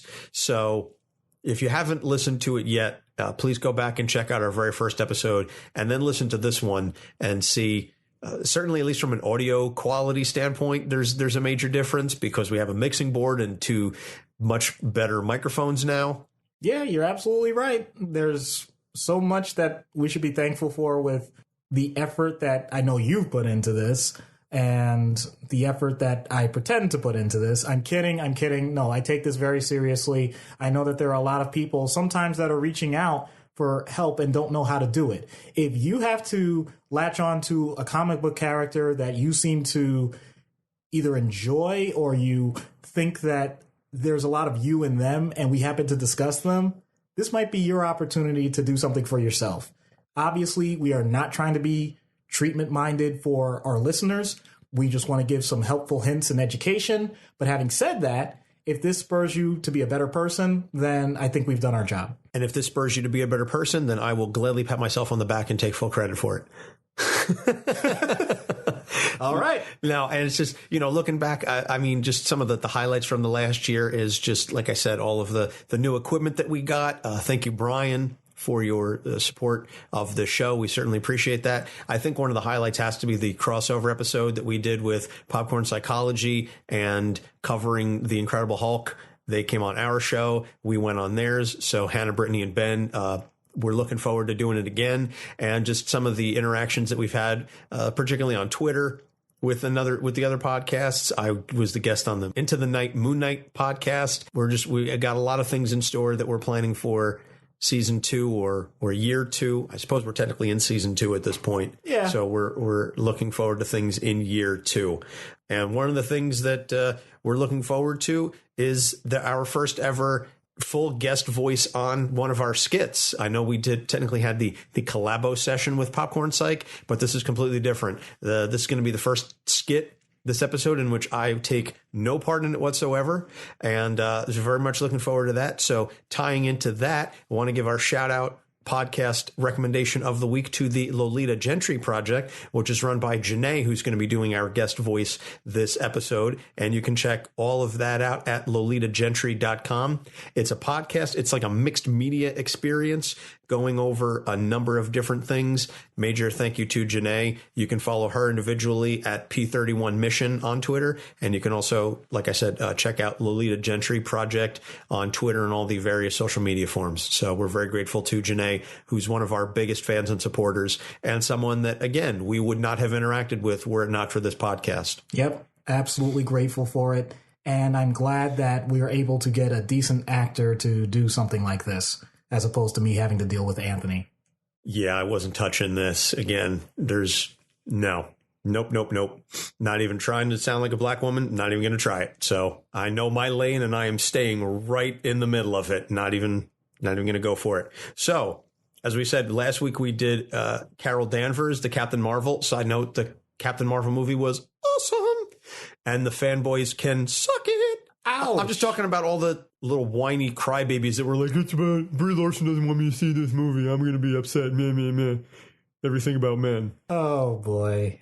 Well, I'll just say that if you had concerns about that affecting the movie itself, it really doesn't. Do yourself a service, keep your mind open, and enjoy a good cinematic experience. Yeah. Also, just again, the 90s, it was my era. It was like going back to my glory days, like mid 90s. That was. You sound like our Ra's al Ghul episode where I point out nostalgia bias being an incredibly powerful experience. Oh, dude, I have such nostalgia bias for the 90s. I mean, come on. It had seriously, some of the best music. I have made the argument repeatedly that the era of music between 1991 and 1997 was like some of the most musically diverse eras of music ever. Just from pop to hip hop. We saw the rise of country and alternative grunge. I was all about the flannel back in the early 90s with my Soundgarden and Pearl Jam, rest in peace, Kurt Cobain.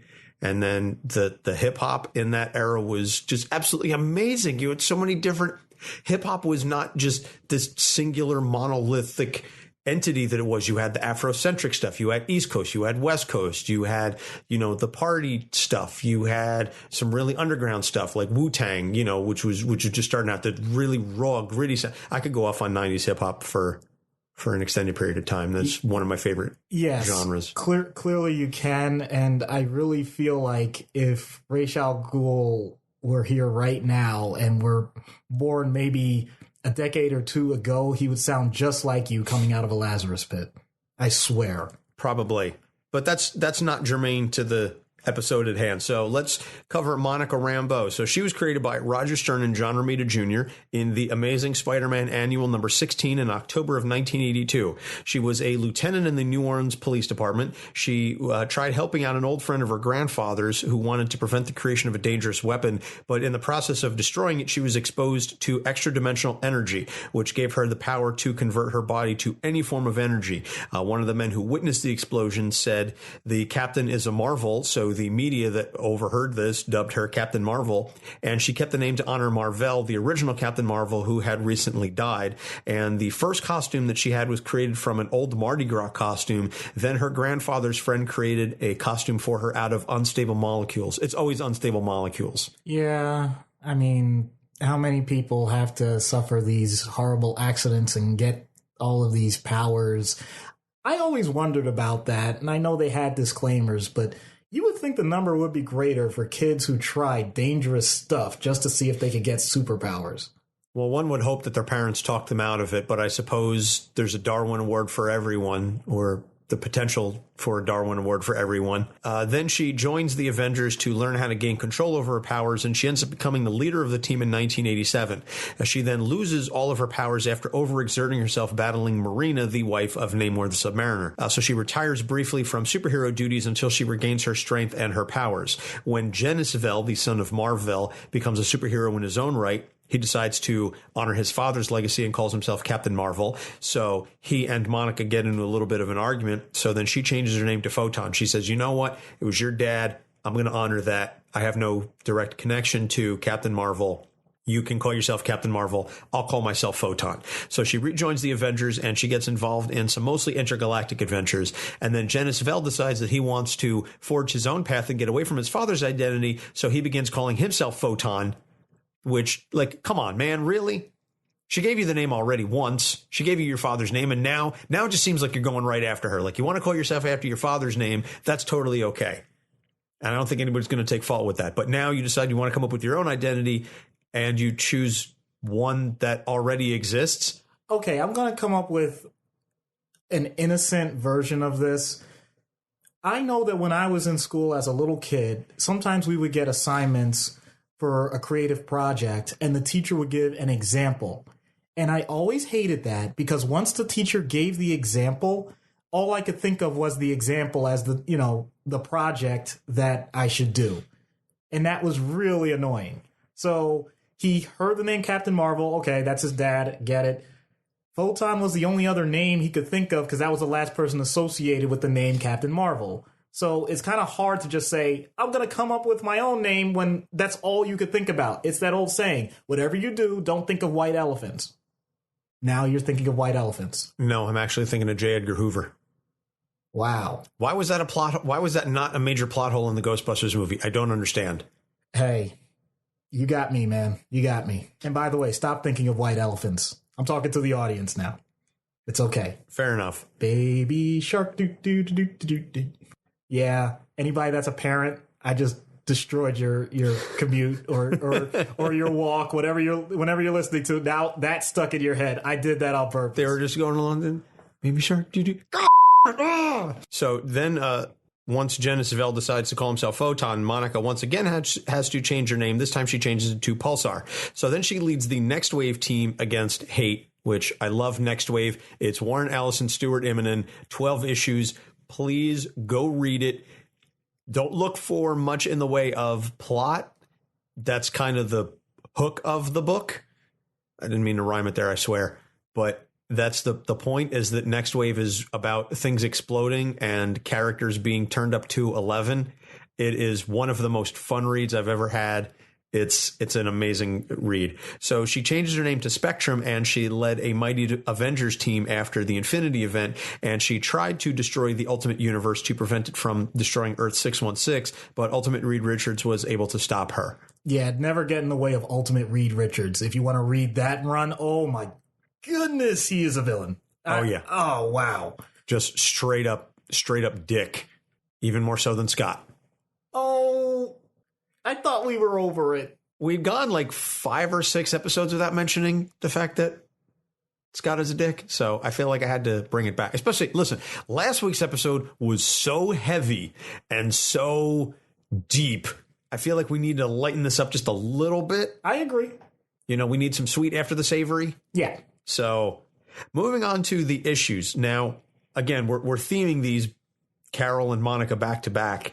Side note, I really hope that at some point Monica grows up in the MCU, or that we get to see like modern Monica, because we saw her in the 90s in the film. And I'm really hoping that we get to see some stuff for Monica in the current era. So Monica starts off as a legacy character, even though she has no connection to the original. So Monica Rambeau was the second Captain Marvel in the print history, but unlike Janice Vell or even Carol, they took the name as a way to honor Marvel. Monica ends up with the name because one of the guys that was on the rig as it was exploding, or as she was destroying the machine and absorbing the energy, said like, the captain is a Marvel, but in French, I believe it was, probably like the Creole speak of New Orleans. So the media heard this and goes, oh, Captain Marvel. And the Thing even kind of confronts her about it. And he's like, well, yeah, I guess Marv's not really using it now. And there's probably another Thing out there somewhere. So like, I guess sort of hanging a lampshade on the notion that legacy characters can change names. But it's interesting in a way that we don't often see legacy characters take on a name with no connection to the original character. But as we discussed last week with Carol, carrying on a legacy character name can have its own baggage. So, Doc, I don't know if you want to address that a little bit. Sure. And I apologize ahead of time for the people that don't care about sports. You're about to get more sports analogies. So there may have been this basketball player, Michael Jordan, I believe was his name. And Anthony is just giving me the ultimate look right now. But I can't just make the assumption that everyone knows who Michael Jordan is. So arguably greatest NBA basketball player of all time. Why would I bring him up? Because he is well known, and how could I compare that to Monica Rambeau? He was well known as a golfer and a baseball player, right? Yeah, that's true. That's true. Hang out with Bugs Bunny. Space Jam. Come on and slay, and welcome to the jam. The reason I bring him up is because after he retired, and even while he was playing, actually, there were a couple of people that would come along in the college basketball scene, or they'd be rookies or young players in the NBA. And the second that they showed a certain style or they had certain abilities, people would start comparing them to Michael Jordan. And there's one particular player by the name of Harold Miner. If we're going to talk about the 90s, we might as well go all 90s, right? He had the nickname Baby Jordan. I am not making that up. So this is a person that was not related to Michael Jordan, that may or may not have ever met him before playing in the NBA. And Michael Jordan actually took it as a slight and tried to play harder against him during those games because of that nickname. And this player won slam dunk contests like Michael Jordan and whatnot. But he never lived up to that expectation. And partly there's speculation it was because of the pressure. So Monica is in a situation where I'm not sure I would envy that, because I mentioned with Carol that there's a blueprint that Marvell was able to do, but that was a blueprint for someone with his type of abilities, and Monica certainly is powerful, but she doesn't come from that exact same area. She knows and is aware of how great this person is, but the pressure, instead of being a motivating factor, is much more of a headwind. She has to fight against the idea that other people, now that this has been foisted upon her, are going to have the same level of expectations. She didn't have to have any of the same goals. She didn't have to have the same personality. She didn't have to have the same style. So it goes above and beyond what most people would expect. And then to just have that thrown because of a coincidence? That sounds unfair to me. That can create a sense of injustice. And when a person has that, they're going to have emotional responses. Often, it can be a sense of anger. It can be a sense of depression. I'll give her a lot of credit because she seemed to take it in stride. She didn't try to be exactly like any other Captain Marvel. She did her own thing, and if people felt it necessary to continue with that moniker, then so be it. So I'm not so sure it was as much an issue for her as it was for the people around her. Is there an echo in here? I thought I said something similar with Carol Danvers. You know, for a split second, I thought you were actually addressing the possibility of an echo in the room, and I was going to say, I thought we took care of a lot of those things. So maybe she does deserve the moniker of Captain Marvel, if that's the way they both handle it.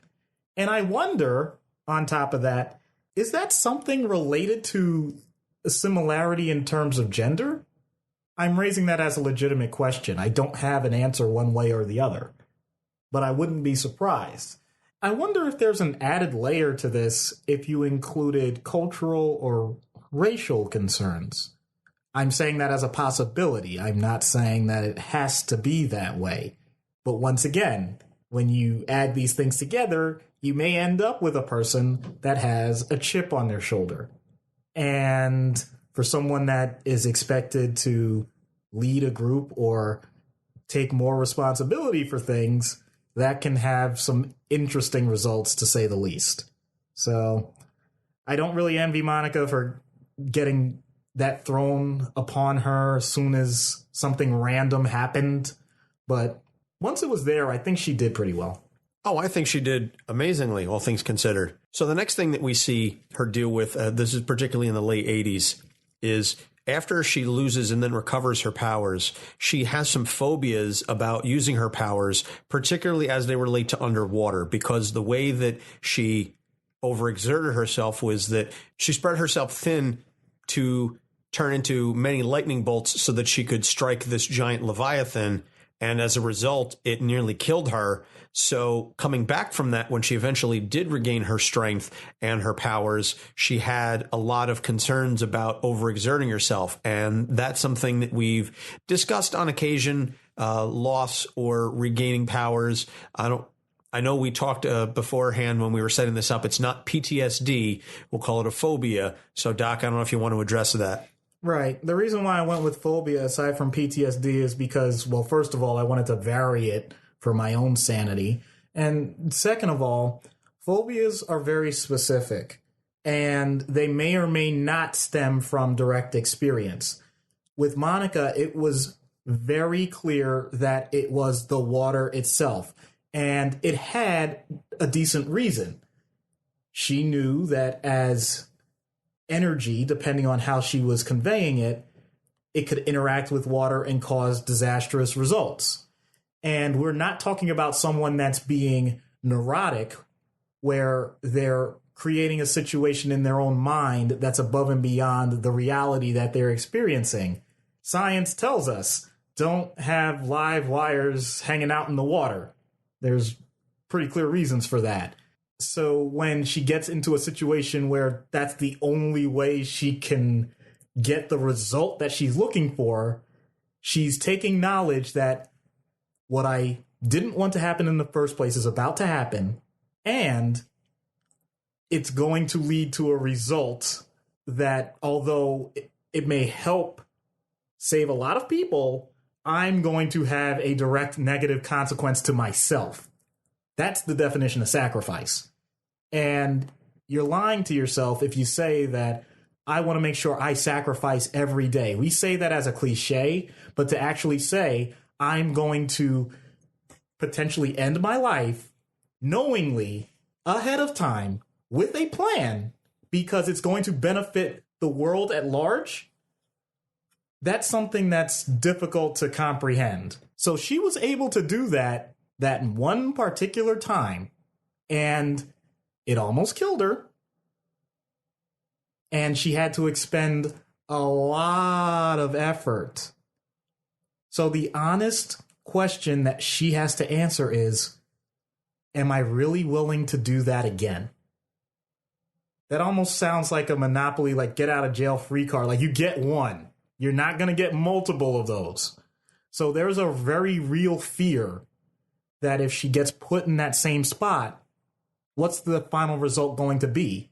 And what's dangerous about this is she's right from a logical standpoint. And yet, because of the position that she's put in as a hero, if it came down to that, she may have to make the exact same decision. I don't know what the right answer to this is because I've never been in that particular situation. But I can say that someone who, let's say, is a firefighter and they were in a situation where previously they've gone into burning buildings. I'm not saying that they should have done something different because you knew you were going to have to do that as a firefighter. I am going to say, though, that the general nature of what a firefighter does doesn't have to include certain events. So let's say the person has a specific fear of dogs. You go into a burning building, and it just so happens the person has a Rottweiler. What on earth are you supposed to do? This is your job. You didn't sign up for this extra thing, and it paralyzes you to the point where you say, I can't do this. But they know for a fact that there are people that need saving. You now have to confront the one thing that you did not ever want to experience in your life. And it's unfortunate because it may have been from a previous time where you were bitten. So this is not as outlandish as it seems. The idea that you have to confront fears head on is something that many of us don't have to do. At least not like this. Not this visceral. We can get the emotional and ideological situations, public speaking maybe, but not on the same level. And not this immediate matters of life and death. So kudos once again to Monica for surviving, but it's no surprise, in my opinion, that she would be totally drained.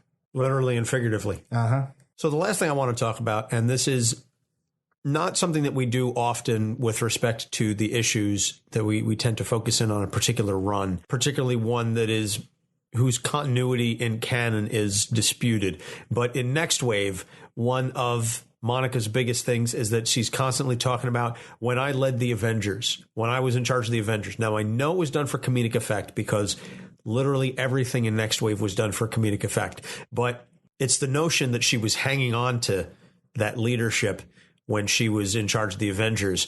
And she uses that to try and either get her team to listen to her or to inspire them or to just say, hey, you should listen to me because I know what the hell I'm talking about.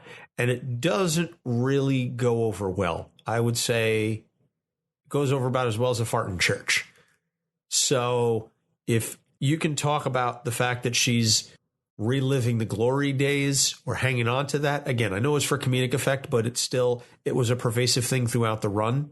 So if you want to get into that a little bit. One of the best examples I can think of that makes this relatable to everyone else is if you have to create a resume for yourself, let's say you're looking for a job or just updating it for your file, how do you present that on paper? Do you simply leave it as factual? This is what my educational experience is. These are the jobs I've had. This is the period of time that all those things happen. Or do you, let's just say, add some flair? Woo! Thank you. I really set that one up, man. Okay, anyway, I'm saying I was styling and profiling for this company. I was riding limousines and jet flying. Woo! Ironically, that's not far off than what I was going to say. I was going to point out that you make your accomplishments sound as great as they possibly can, even if they were more on the mundane side, because we naturally want to present the best light to people that are going to be making major decisions about hiring us, or if we're trying out for something and we know we have to put our best foot forward. You don't want to have everything revealed about the struggles that you went through unless you want to make something sound dramatic and how you overcame it. You just want them to know that you are awesome, and that's why you should be picked. Well, that's the Miz, not Flair. I really hope we have enough people that get these wrestling references, because even people that know Flair may not know the Miz. Well, if they watch USA, he's got the show. That's true. That's true of all the people. And if you liked MTV, if we're going to, once again, going back, retro. Yeah. Oh, going man. really retro 90s here. Mike Mizanin, that's who the Miz was. And he basically predicted that's what his character was going to be. Because I'm the Miz and I'm awesome. Sorry. No, you don't have to apologize. I brought it up myself. Oh, good, because I'm not really sorry. And that gets back to the resume point.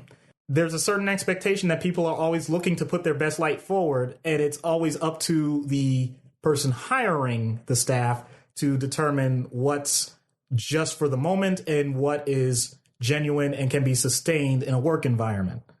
So this is unique because Monica is more like a CEO putting his resume out in public, and it's online. You can research everything that they've done, and people already knew that. So you just saying it again to people that are going to be your subordinates is not exactly uplifting. It's rubbing it in. Or at least potentially that's the way they could take it. Other people can take it as a threat. I'm on top of the mountain and I'm going to rain an avalanche down on you. I'm going to make your life a living hell. Whatever. It could also be something that turns people off and make them indifferent. Yeah, you did that for some other company, but what does that have to do with us? You know nothing about what we do. So under all of those circumstances, you have these potential responses, but because you just threw that out there as the hammer, they don't have to respect that one bit, and you have to figure out why. So now it's not their job to acquiesce to you.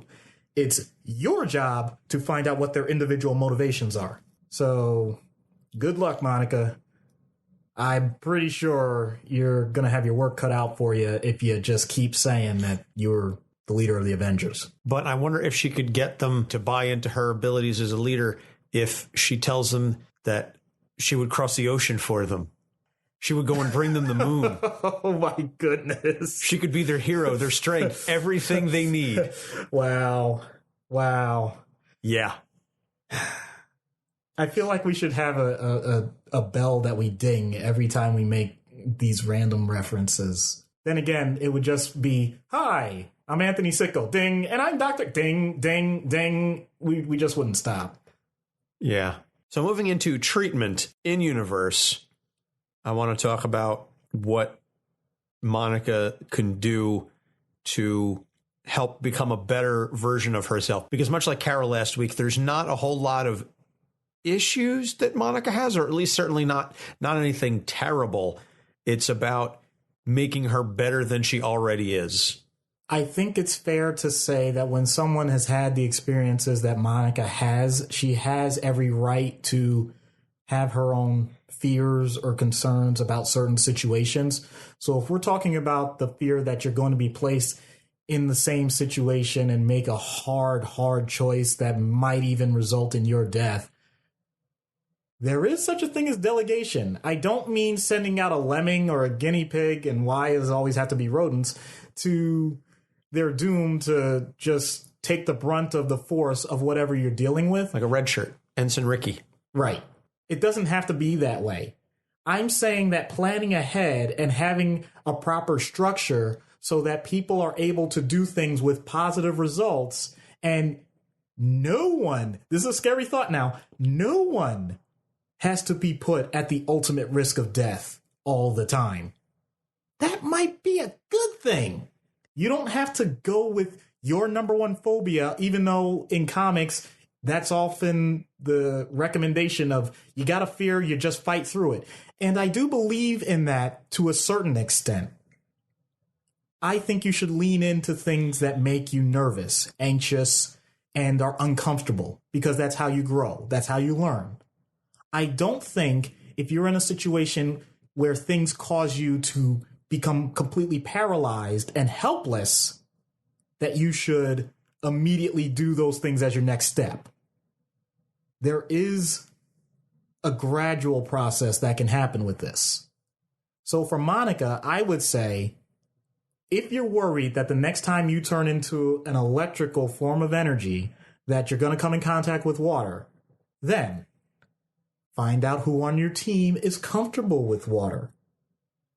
Find out ways that you can insulate yourself. And I know there's a psychological way to say that as well, but I do mean like really insulate yourself.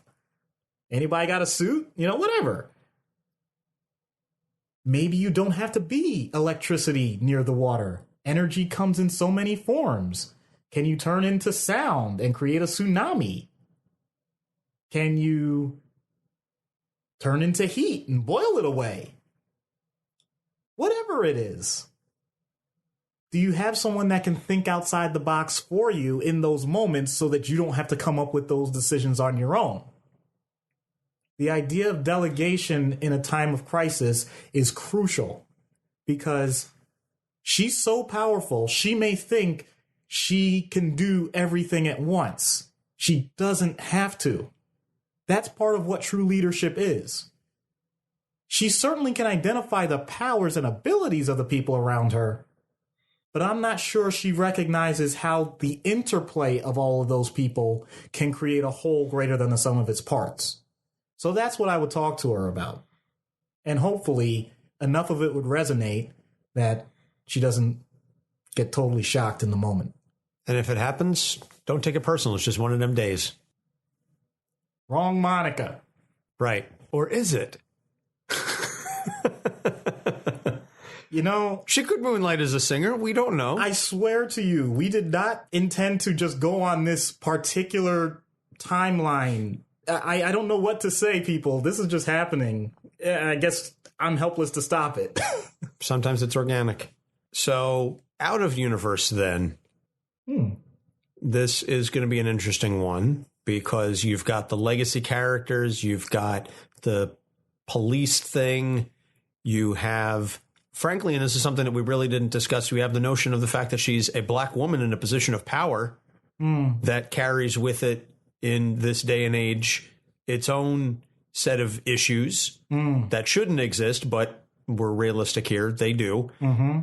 And so all of this put together, even outside of the powers, she's got the phobia stuff. It makes for a very compelling and interesting character. Yeah. Yeah. How would you treat a real Monica Rambeau? Depending on the circumstances, and that's why I gave that exaggerated firefighter with the fear of dogs thing. It can be any combination of things, but the point is you're in a circumstance where you are in control of a situation, have to make major decisions, and you're going to have parts of it that are not only uncomfortable, but actually scare you.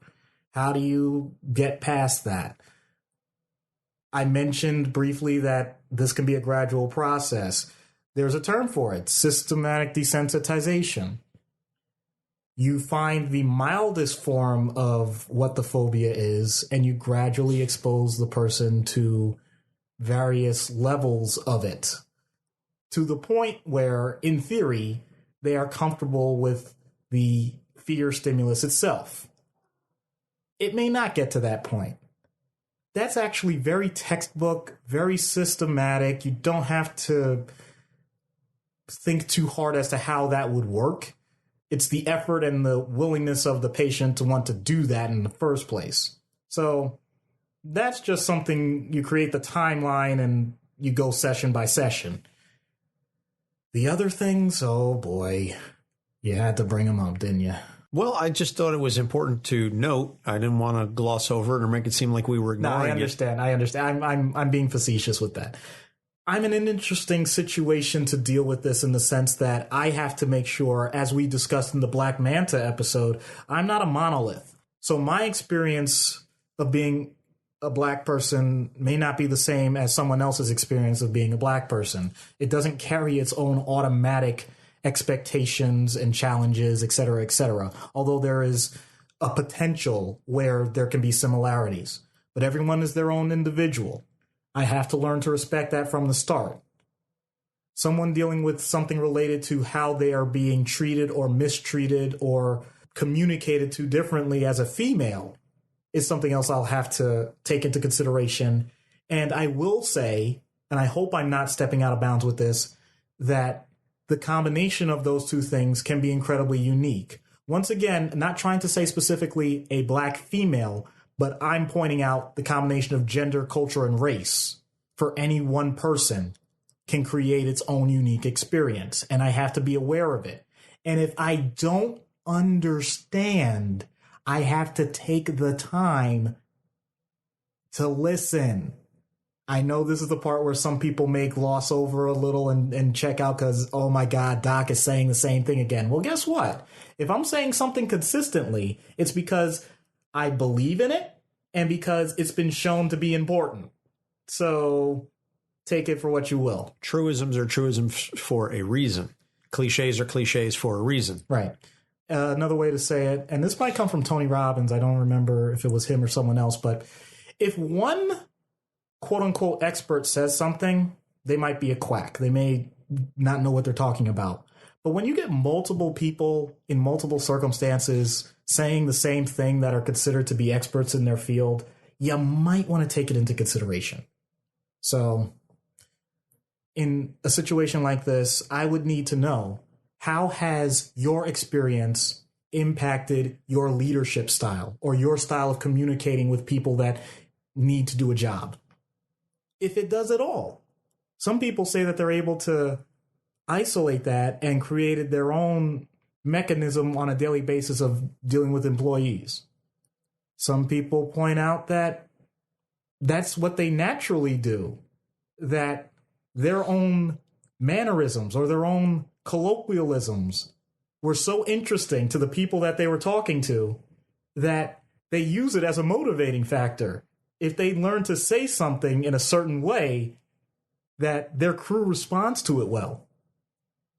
Some people say that they notice when they bring it up, they'll only bring it up in certain instances, and it changes the direction of the team. In other words, don't let me get my black loud voice out. I'm not saying that as an insult. I'm saying it because I've been in those situations before. And sometimes you can use it for comedic effect. Sometimes you're using it as a way to grab people's attention. All of it is fair game. And I'm not saying that one way is right over another. But if I'm not aware of it, and if I don't discuss the results of it, then it can actually do damage. Right now, what we're doing, we're in the entertainment and education business. So I need to be aware that I shouldn't use slang terms.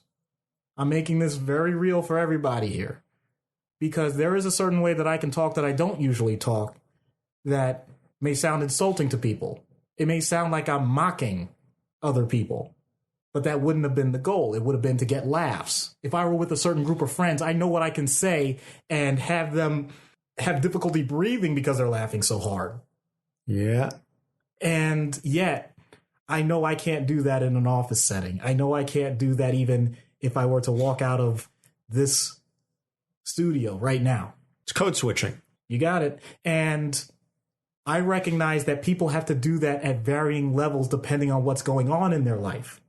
So I need to find out how often they're doing it, what circumstances they're doing it, and challenge them if I happen to notice that it may not be the appropriate time.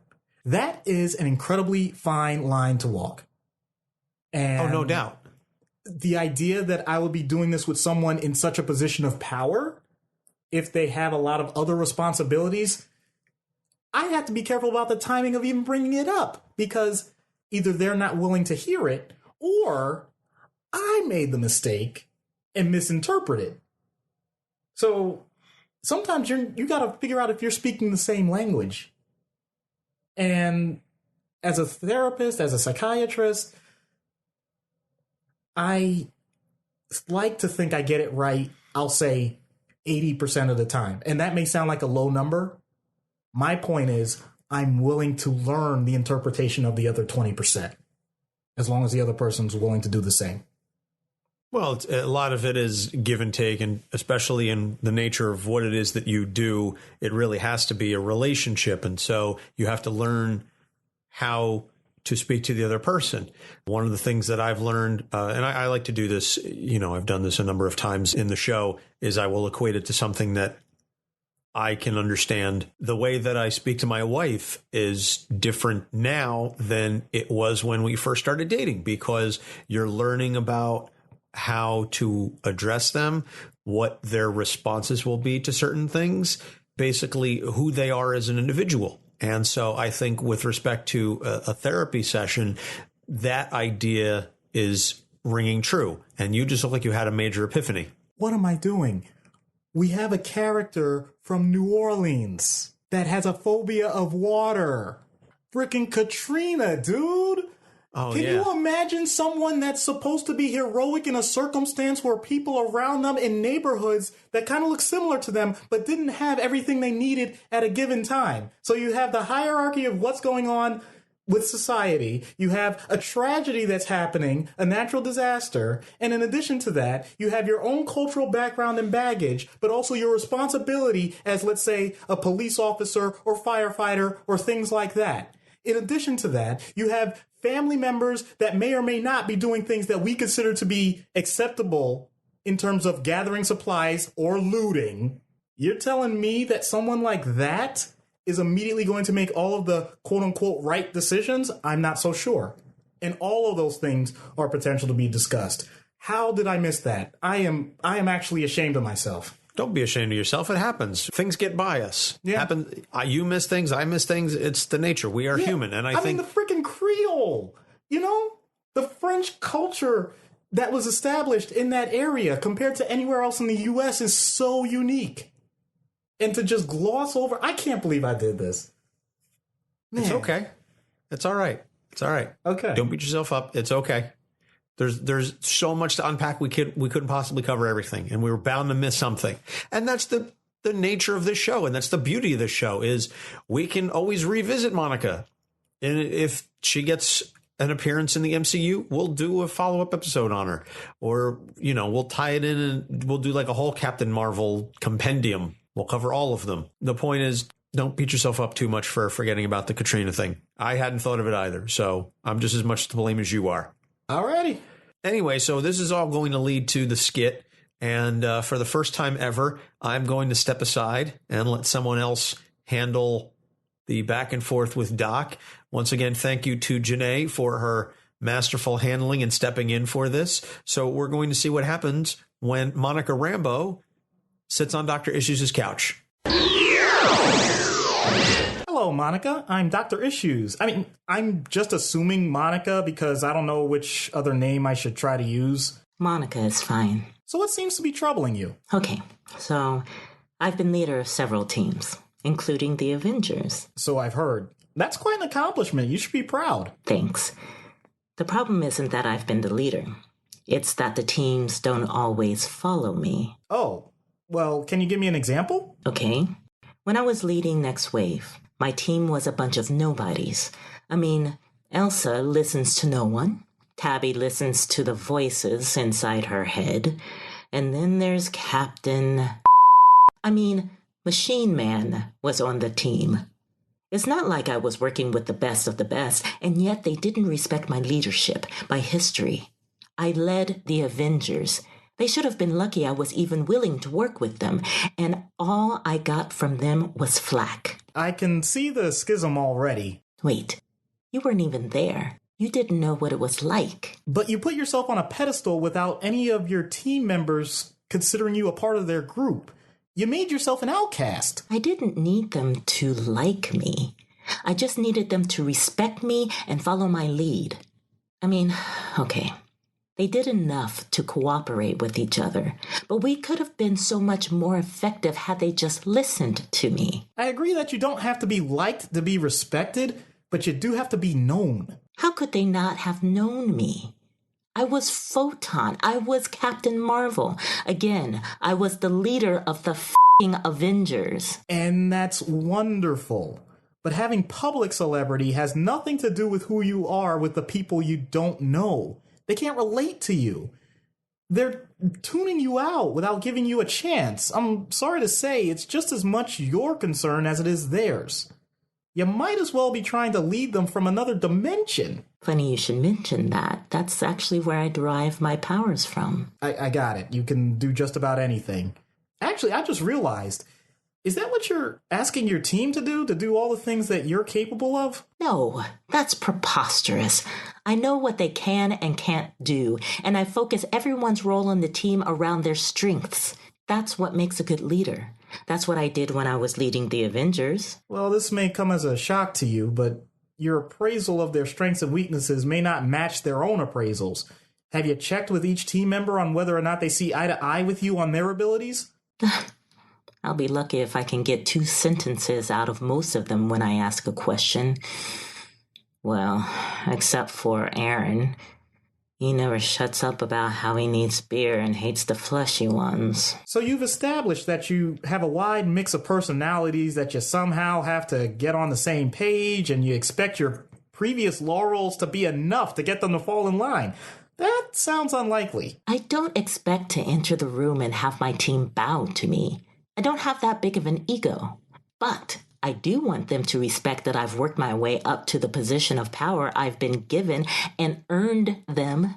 I feel that's worthy of consideration. It's a starting point. Do you know what your structure is? Hierarchy of responsibilities, appointments, delegation? All of that has to be laid out as well as your reasoning.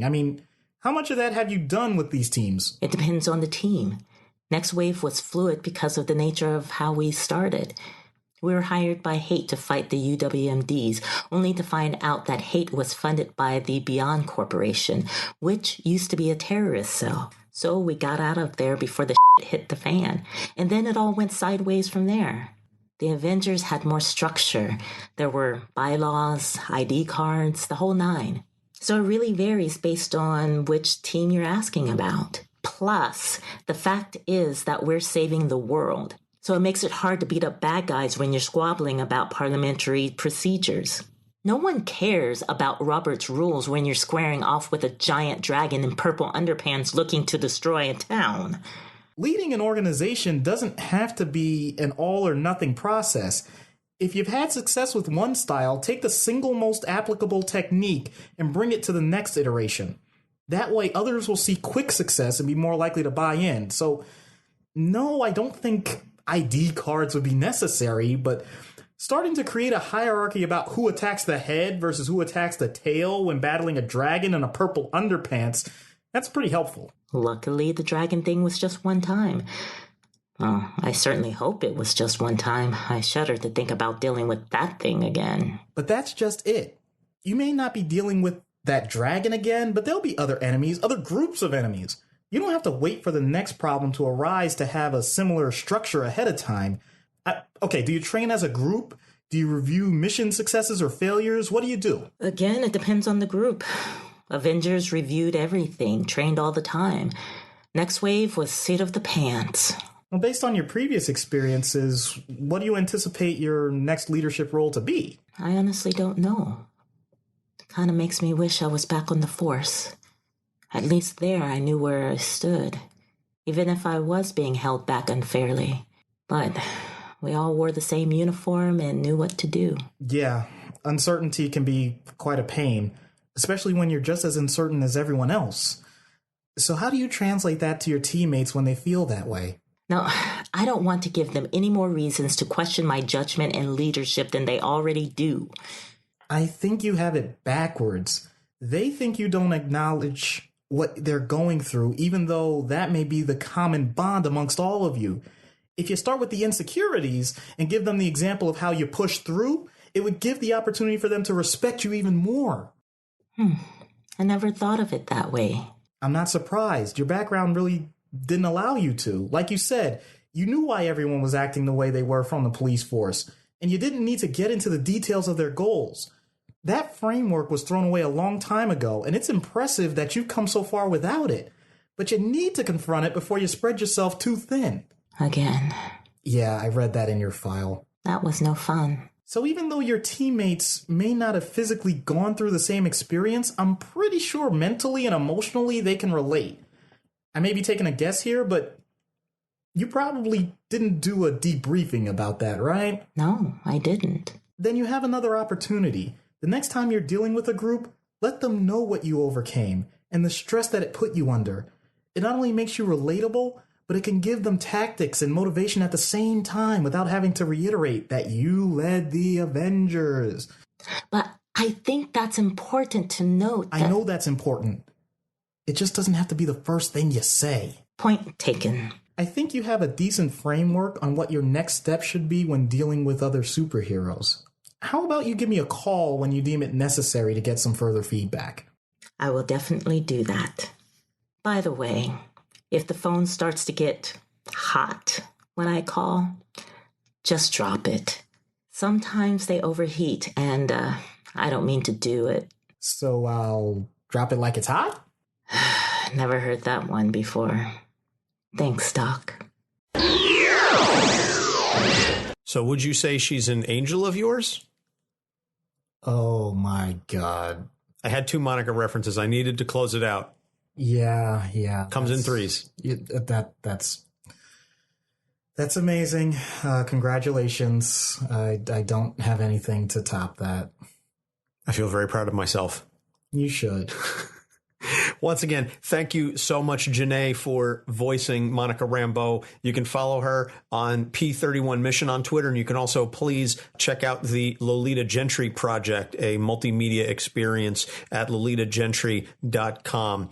So that's going to wrap it up for this episode. Want to give a thank you to all of our fans and patrons. And please, you can find us on our website at capesonthecouch.live. You can check us out on all of the social media, Facebook, Twitter, Instagram, at Capes on the Couch. You can subscribe to our Patreon at patreon.com/capesonthecouch at the $1, $3, $5, and $10 levels. So major shout out and thank you to all of our patrons for continuing to support this show. We are that much closer to reaching our $50 a month goal. And once we do that, we will begin live streaming all of our recording episodes and taking some comments and such from the fans while we record. So that's going to wrap it up for this episode, our back-to-back Captain Marvels. Next week, we cover the monocle, Sir Reginald Hargreaves from the Umbrella Academy, which you can watch now on Netflix.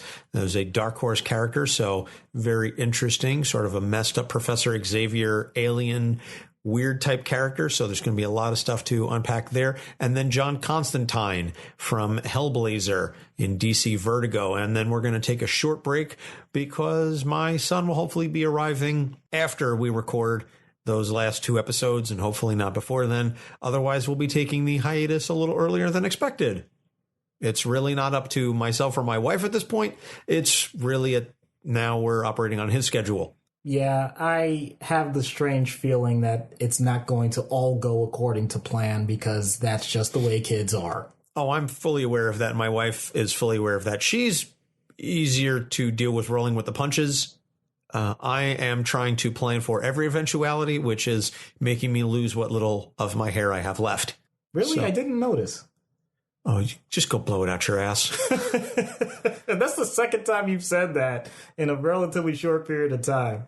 So on that note, Doc, anything else you want to add constructively? I just want to say thank you to everyone that recognizes when we deal with heavy issues, we try and keep things a little lighter from time to time. But no matter what, we want people to have fun, learn, and just be the best person you can. Truth. So for Doc Issues and Janae, I'm Anthony Sitko. Thank you so much for listening. We will see you next week. Capes on the Couch podcast is for entertainment purposes only. Dr. Issues is a psychiatrist, but he is not your psychiatrist and does not have knowledge of your individual situation. For any personal mental health concerns, please consult your own healthcare providers. For medical emergencies, please call 911 or the designated number in your area immediately. Remember that you are not alone and help is out there.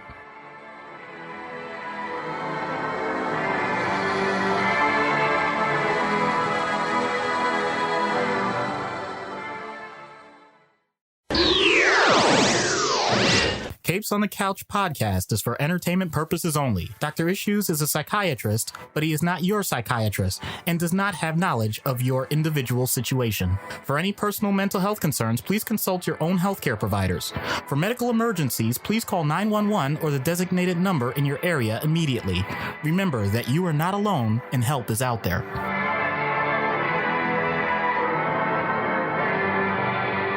Hello and welcome to Capes on the Couch, where comics get counseling. I'm Anthony Sitko. I'm Dr. Issues.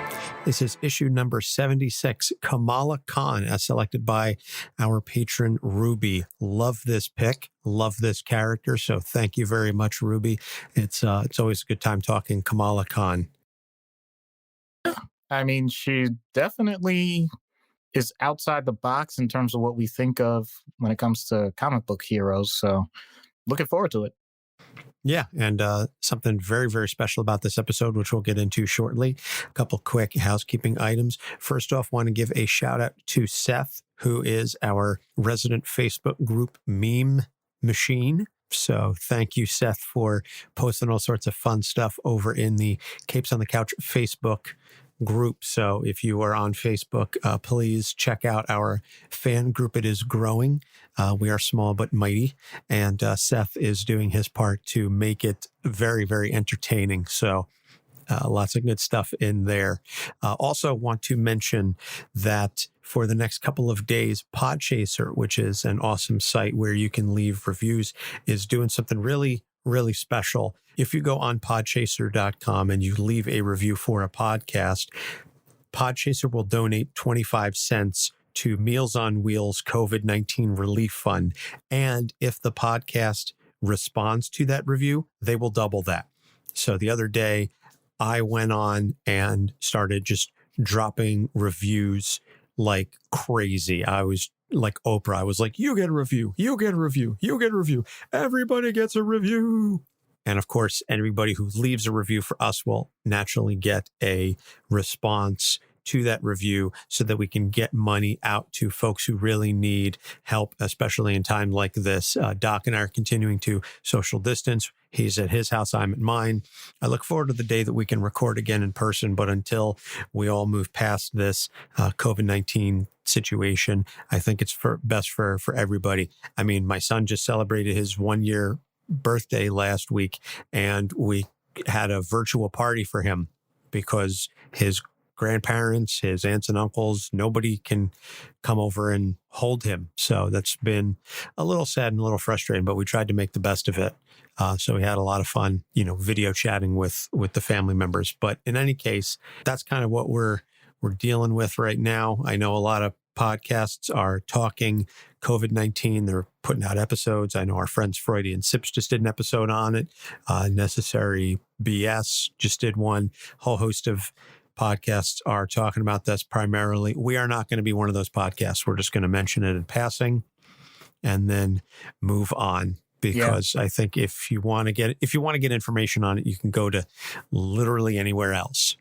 But you don't come to Capes on the Couch because you want up-to-date information on real events. You come to Capes on the Couch because you want to learn some stuff, but you want to be entertained. Darn right. I have to live with holding my N95 mask and guarding it like gold at this point. Yeah, I don't doubt it. So let's move on to Kamala Khan. So she was created by Sana Amanat, Stephen Wacker, G. Willow Wilson, Adrian Alfona, and Jamie McKelvey. It's quite a cadre of creators in Captain Marvel number 14, August 2013. Now, her first appearance is a one-panel cameo that it's officially her first appearance. But if you really want to get into the point where you know who Kamala Khan is and it actually she's fleshed out as a real person, as a character, that would be Ms. Marvel number 1, February of 2014. So Kamala Khan is the first Muslim superhero to headline a book for Marvel Comics. She is a first-generation Pakistani American. And she's a teenager, and she kind of chafes against the rules of her parents. They are very strict on her. And so she's not really fond of that. One of the other things that I dig about her as a character is she is a major superhero fangirl. And so she writes a lot of fan fiction about the Avengers, especially Carol Danvers, whom she idolizes. So one night she sneaks out of the house against her parents' wishes, and she goes to this party. And then on her way home, she ends up exposed to the Terrigen mists, this weird green cloud that comes over Jersey City, which is where she lives. So rock on Jersey. And so the Terrigen mists unlock her latent inhuman genes. And it turns out that she has the power to shapeshift. And so her best friend Bruno learns of her abilities after she gets shot, stopping Bruno's brother from robbing the store that Bruno works for. So he becomes her man in the chair, so to speak. He's a technical whiz. And so he's helping her with the costume and providing intel. And so he helps her defeat the inventor, who is her first real nemesis. And the inventor is, I can't believe this is, I don't know who came up with this idea, but God bless him for it. The inventor is a hybrid clone of Thomas Edison and a cockatiel. I don't know what to add to that. As a matter of fact, I'm not making that up. I know. It's just that strange. It's just like when you're thinking, yeah, exactly. When you're thinking, who do I want this person to fight? How about a half man, half cockatiel with the brain of Thomas Edison and the ethics of Ayn Rand? So that's basically who the inventor is. So a bunch of stuff happens. A lot of Kamala's stories involve her trying to simultaneously balance schoolwork and superherodom because, again, she is a teenager. Very reminiscent, I would say, of early Spider-Man in the whole teen superhero trying to hide their secret identity, get into and out of trouble easily without tipping people off as to their superhero identity. And so in the Secret Wars arc, she ends up teaming up with her idol, Carol Danvers, and they help protect Jersey City for a spell. Then Kamala gets her family and friends to a safe place where they are waiting for the world to end. And then once the incursions pass and the realities merge, she continues operating as Ms. Marvel. So during a later battle with Warbringer, she's joined by Nova, Spider-Man, several Avengers. And so Iron Man is impressed with her and he offers her a spot on the Avengers. And so she accepts and she's like freaking out because now she's an Avenger, which is like beyond anything that she thought was possible. So one of the storylines is she's dealing with Hydra, who is using the Ms. Marvel likeness to co-opt their redevelopment scheme, which involves brainwashing residents, including Bruno and some store owners. And it's about gentrification of the neighborhood, which, Doc, you and I live in New Jersey. You and I are aware of a lot of the changes that have been made to Jersey City over the years. You take out the Hydra stuff, but a lot of this is really hitting home. I mean, we're seeing it in Hoboken. We're seeing it in Jersey City. A lot of that area that's adjacent to Manhattan is really being taken over by a lot of up and coming yuppies, so to speak, and young professionals and things of that nature. So again, Hydra and the brainwashing thing is comic books, but the changing face of Jersey City, that is legit. So she does manage to defeat Hydra, but it takes a hit to her reputation because the residents of Jersey City who see Kamala as really, or see Ms. Marvel, I should say, as someone who really defends the neighborhood, they saw her face being used for this redevelopment and this gentrification. And they were saying, oh, she's a sellout and this and that. So it really messed with her, which of course was Hydra's goal. So then that's when she decides that she sings Don't Cry for Me, Argentina. That's Carmen Miranda. I'm sorry. But a very similar story. Anyway. I was going to say that's Madonna, but I won't get into that. Oh, geez. Okay. So during the Civil War II storyline, she initially sides with Carol Danvers because Carol uses the fact that Kamala is infatuated with Carol to bring her onto her side of utilizing the inhuman Ulysses and the precognitive abilities that they have to stop crime before it happens. And so she's convinced, well, if Carol's behind this must be the right side. But she comes to realize that Carol's sort of manipulating her, and she stands up to her idol, especially after Carol's precog arrests a friend of hers named Josh, who was supposedly going to blow up the school. And in the ensuing attempt to rescue Josh, Bruno is seriously injured and he blames Kamala. So she's like, you know what? I have to do what's right, even if that means standing up to you. And so they have a falling out, so to speak. And so she ends up quitting the Avengers because they're too focused on the planet and not enough on the little guys. And so she joins the Champions, and this is a team of other young heroes. And so they recruit other heroes. They recruit the Wasp, Robbie Reyes, Amadeus Cho. There's a whole host of other teen heroes, Miles Morales. And so they sort of operate. And she ends up reconciling with Carol as well as Bruno. And in the newest, the current ongoing series, The Magnificent Ms. Marvel, not to be confused with The Marvelous Miss Maisel, it is revealed that all of her friends and her parents know of her dual identity. So I sort of gloss over a lot of stuff. But again, Kamala is a fairly young she's a young character, and she's also a new character. She's only been around 6 years. So there's not a litany of stories to tell about her. But again, as I said earlier, I like the way that she's written. She's young. And so she's got that spunk and that young vitality to her. And the fact that she is as infatuated with superheroes as she is, I think makes for a very compelling and interesting story. So let's talk about her issues. So before we'll get into the fangirling aspect in a moment, but the first thing that I wanted to touch on is she's dealing with very strict parents. And this comes not only from a situation where she is a teenage girl. So I'm sure a lot of our listeners who were all teenagers at one point, you all remember chafing against your parents. They had their rules. They said, you can do this, you can't do that, you can't stay out past this time, I want you home by then, et cetera, et cetera. Plus, she's got the immigrant issue. She has the religious issue. These are all, in her mind, ways for her parents conspiring against her, forbidding her from having fun, forbidding her from having a life. And so there's this struggle that she deals with. Again, the wanting to love and respect her parents, but also wanting to forge her own identity. She's trying not to be entirely disrespectful of her heritage, but still trying to Americanize herself to some extent. And so there's a lot going on here. And that's, I would say it's a very common issue. And kudos to G. Willow Wilson for writing it as well and as compelling as she did. So I'll stop talking and I'll let Doc take over. Okay, no problem. Just a little background with G. Willow Wilson. She converted to Islam in her life and therefore has a very unique take that you can see through Kamala. But she made it very clear in previous interviews that she did not want the religion itself to be the overarching identity for her.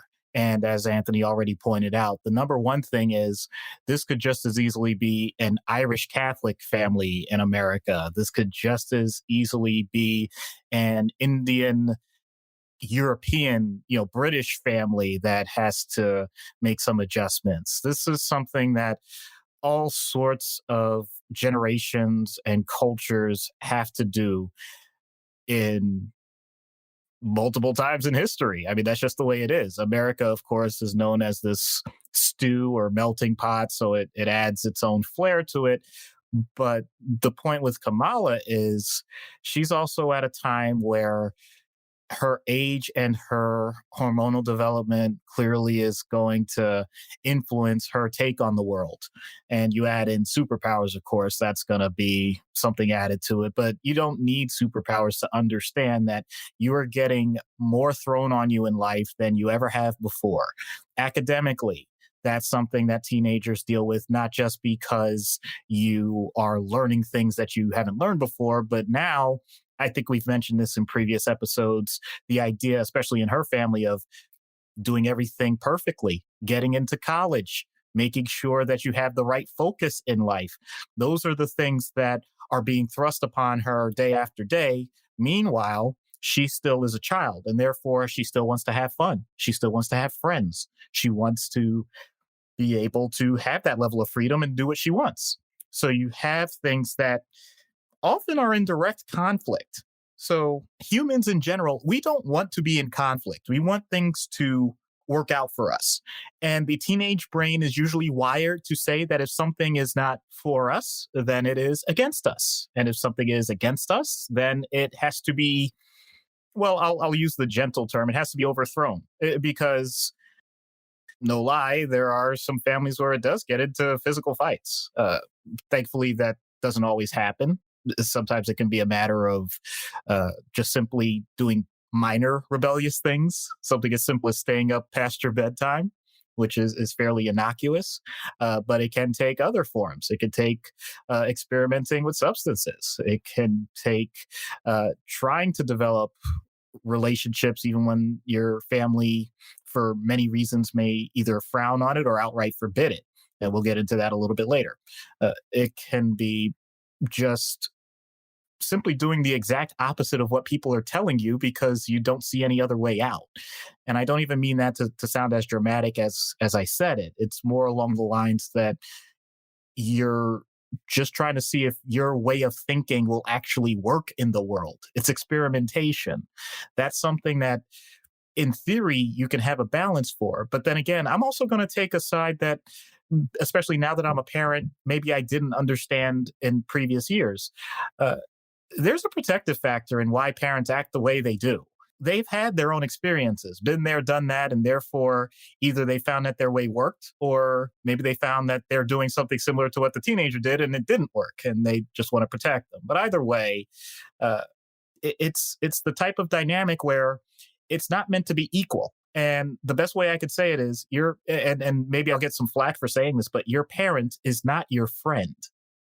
And so from that standpoint, some children wish their parents were their friends, and sometimes parents wish that they were their children's friends. And when there's a disconnect as to what level they're on, then that just makes it 10 times worse. So you end up in this spiral pattern of trying to get along more while trying to step on eggshells or trying to avoid stepping on eggshells and not making things worse.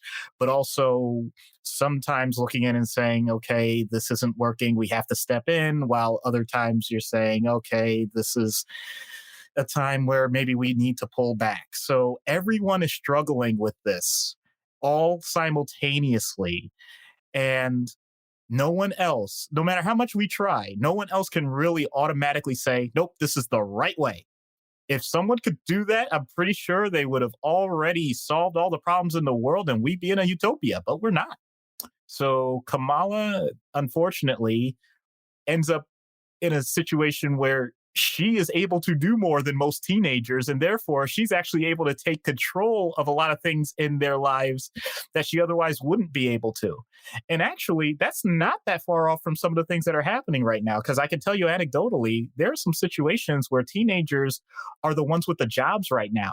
They're the ones that have the license and are driving for Uber or Lyft or doing deliveries, while their parents, who have sometimes more upscale jobs, if they can't work for home, are being furloughed. So those types of dynamics are not just in comic books. They really do happen. And when it does happen, there can be some resentment that starts to build up, because now parents that were really trying to make sure that their kids are on the right path, that's great. But now they're basically saying, okay, well, you're going to take care of everything, right? Because that's your job now. And the kid is probably like, this was supposed to be like my fun money. Now I have to, help the family. What on earth?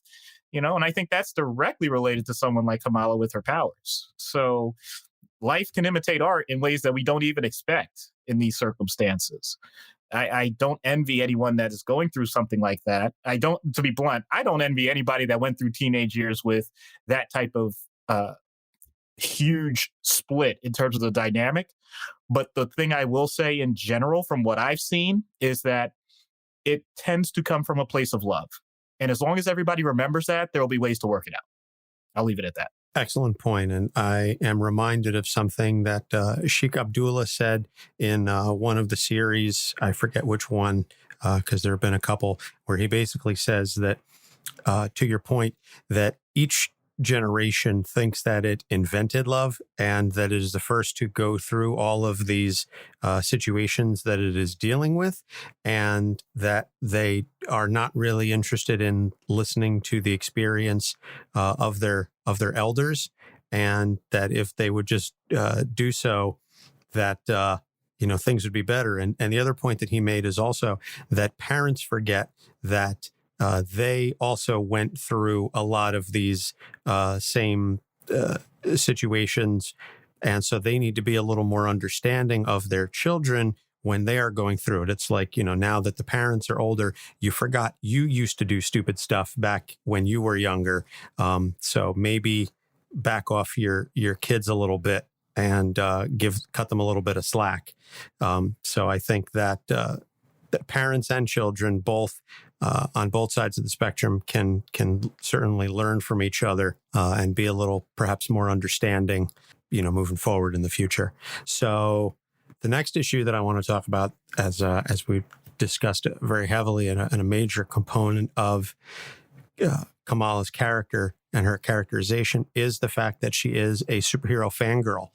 She is very much infatuated with the Avengers, superheroes in general, and especially Carol Danvers, and which is all well and good. It very much leads to a broken pedestal situation, particularly during Civil War II, where she is convinced that Carol is doing the right thing. And because she's Carol, she must be doing the right thing. And it turns out that Carol is sort of in the wrong in this situation. And Kamala struggles coping with that.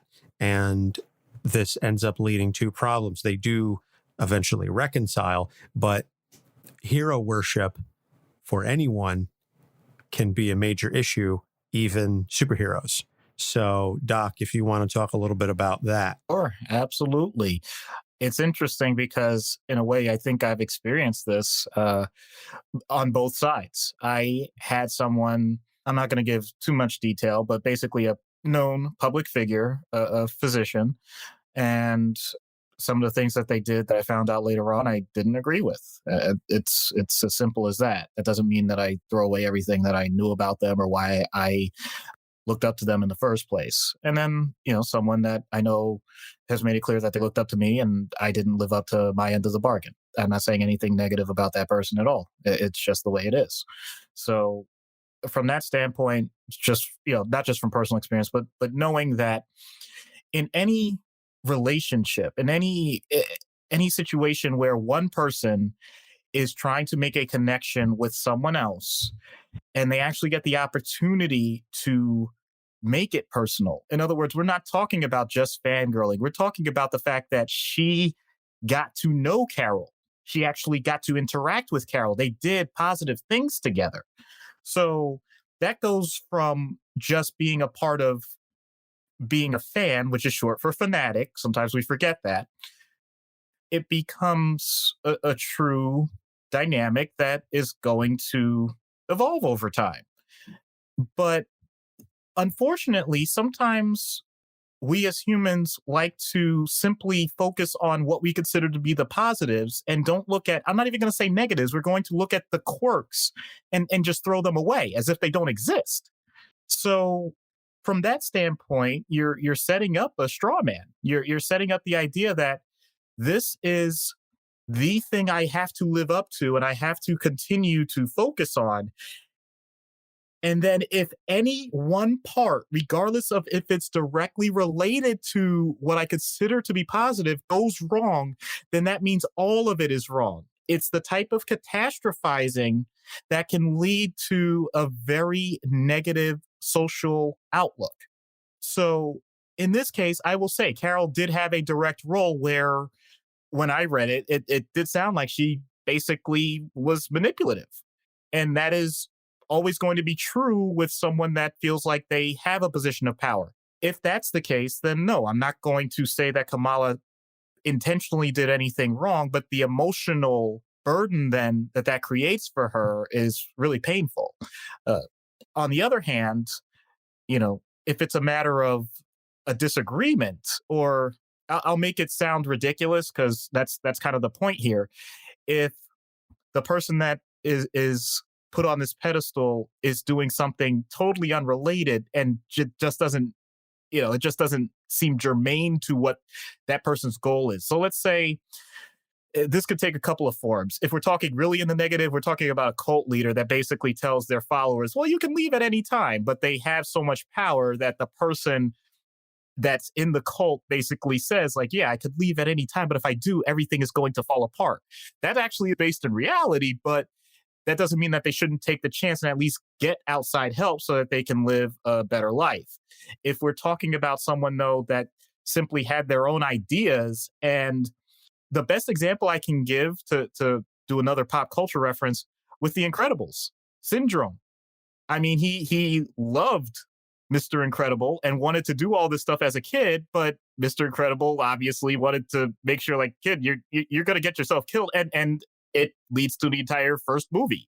So that's a situation where, in theory, that child did nothing that he saw wrong, and Mr. Incredible clearly did nothing wrong, but because of that emotional weight that the child put on their own fandom, it created such a negative view that they devoted their entire life to destroying the construct that nobody else really had a problem with up until that point. So I'm using both sides to show how far the extremes can be.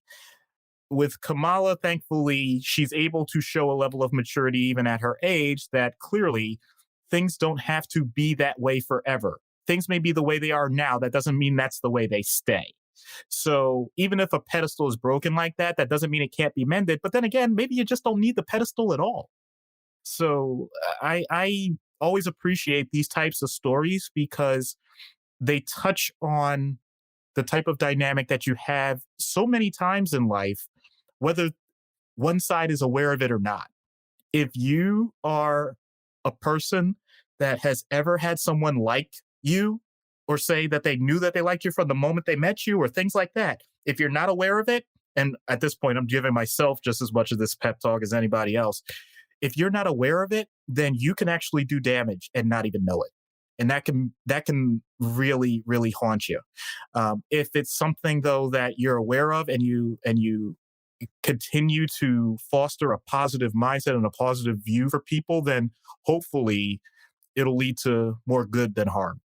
So I'll kind of leave it at that, because someone like Kamala clearly is going to continue to have that. I think, going back to the original point, because there's so much of a cultural component to it. Even if it's not meant to be at the forefront, it is there.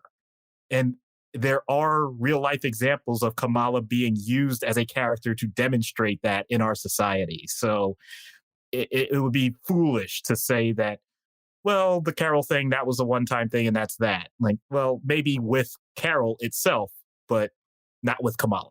Interesting. And I do like your point that instead of trying to repair the pedestal, maybe you should just get rid of the pedestal to begin with. I think that's it's a very powerful point, and it's not something I had really considered beforehand, because I guess I was looking at it from the point of view that this is her hero and her idol. Because I do think it's important that you have people to look up to. And I know you're not necessarily discounting the idea of having a mentor, having someone to look up to, but if it comes to the point of almost fetishization of that person, that's where it could potentially become a problem. And I think maybe for Kamala, it sort of crossed that barrier just a titch, and it took something like the Civil War situation to get her to back off and see things a little differently. So excellent points, Doc, as always. So the last thing that I want to touch upon is something that's more related to Kamala being both a teenager and, dare I say, to some extent, a young woman. But it's this notion of the whole crush that she has on Bruno and the unrequited feelings that she has, and this sort of will they, won't they type scenario where she's struggling with how she feels. And then we didn't really get into this too much in the background, but Bruno does end up getting a girlfriend because they push each other away for a spell because they realize that it's not going to work with Kamala's double life. And that so she basically tells Bruno, you have to move on from me. And he does very reluctantly. And he ends up dating this girl named Michaela for a while. And that really hurts Kamala's feelings because she was like, I thought you were like, my person. And now to come to find out that, you have somebody else that really messes with her for a while. It does, like I said, end up getting resolved in the current run. But just from a teenage perspective, the whole notion of unrequited love and teenage crushes could be very powerful. Yeah, you're absolutely right. And I think I'm going to use this as a reminder to adults, if you're listening and you have teenage children, if you don't remember what it was like for yourself, or you didn't even have that experience, so be it. But the first thing I will say is that it's real. In other words, I think it's become the status quo to say that when a teenager is in love or is experiencing that for the first time or any time when they're still in that adolescent phase, that doesn't make the emotion any less legitimate. And if we don't keep an eye on that point, then it becomes a situation where everyone is just talking past one another. We can't just flippantly say, "Oh, well, it's a thing. It's for now, but don't worry, you'll find someone, or there's other people." And all. When you start saying that too often, it starts to illegitimize the idea that a person at any age can't have the most intense feelings for their particular time period. That's not fair. So now that I've got that out of the way, this is a situation where Kamala really has an ideal, and similar to the pedestal thing, but not in terms of wanting to look up to someone. It's just simply finding that true connection that you think is going to last the rest of your life. That's the part that becomes so alluring at such a young age, because the types of love and affection that we experience up until that point for most people is very different. Let's phrase this a different way and make it sound almost bizarre. Someone that you have no connection to, a complete stranger that you will only spend a fraction of your time with, or maybe up to a school day, depending on how your schedules are. You are now so connected with that you are willing to say that they are the most important person in your life, and you will spend the rest of your life with them. Sounds insane, and yet that's pretty much what most of us do. We make decisions at some point that someone that otherwise, if it weren't for the fact that we just simply say, I want you to do this, will end up with a connection with someone else that otherwise would not automatically have that connection with you. That's true of friendship as well, but you're saying this is the one. I'm not going to get into polygamy or anything. So how do we get past that huge emotional and mental hurdle to say that, yes, I am going to completely trust this stranger. You have to have an emotional connection in theory. Otherwise, it just doesn't work. Even if it's backwards. In other words, let's go ahead and go with this because I'll bring in the cultural point to it. Let's say that you're talking about arrangements.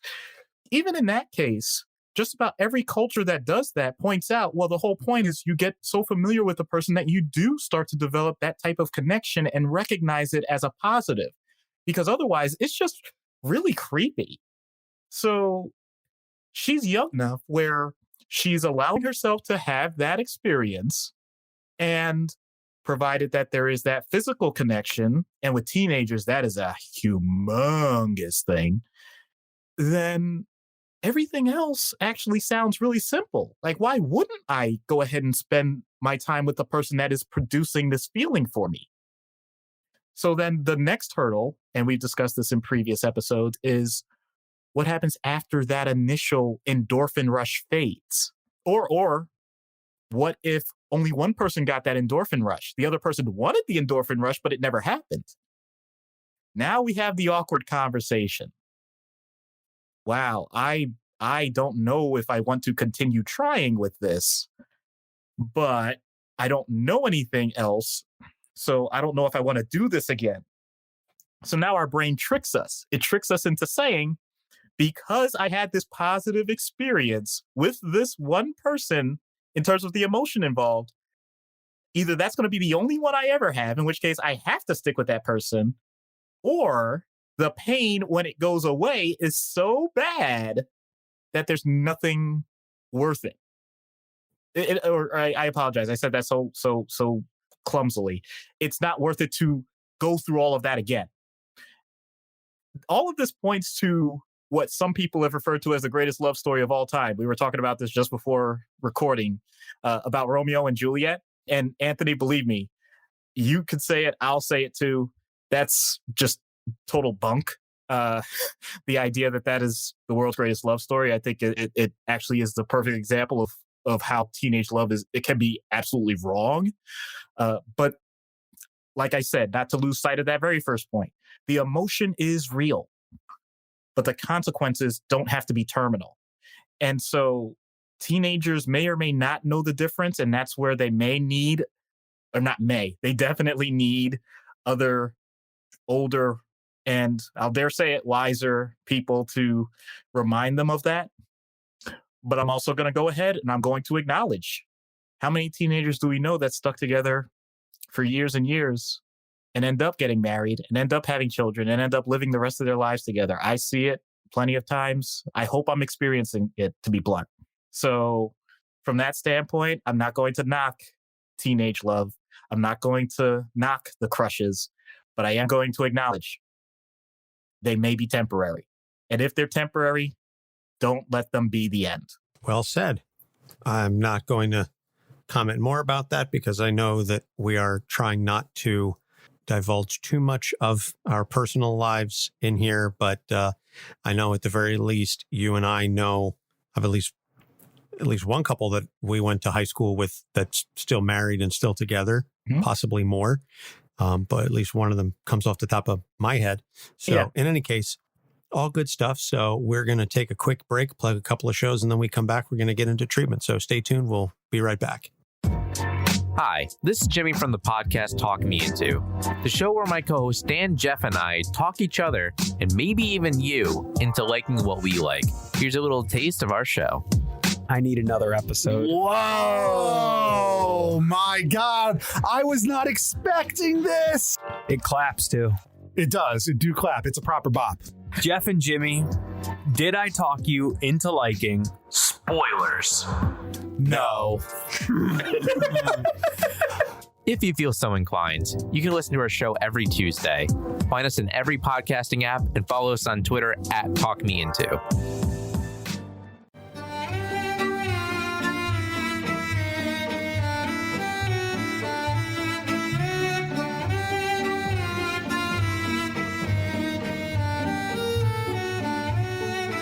Hey podcast fans, I'm Rachel, host of We're All Mad Here, a new podcast about the history of mental health.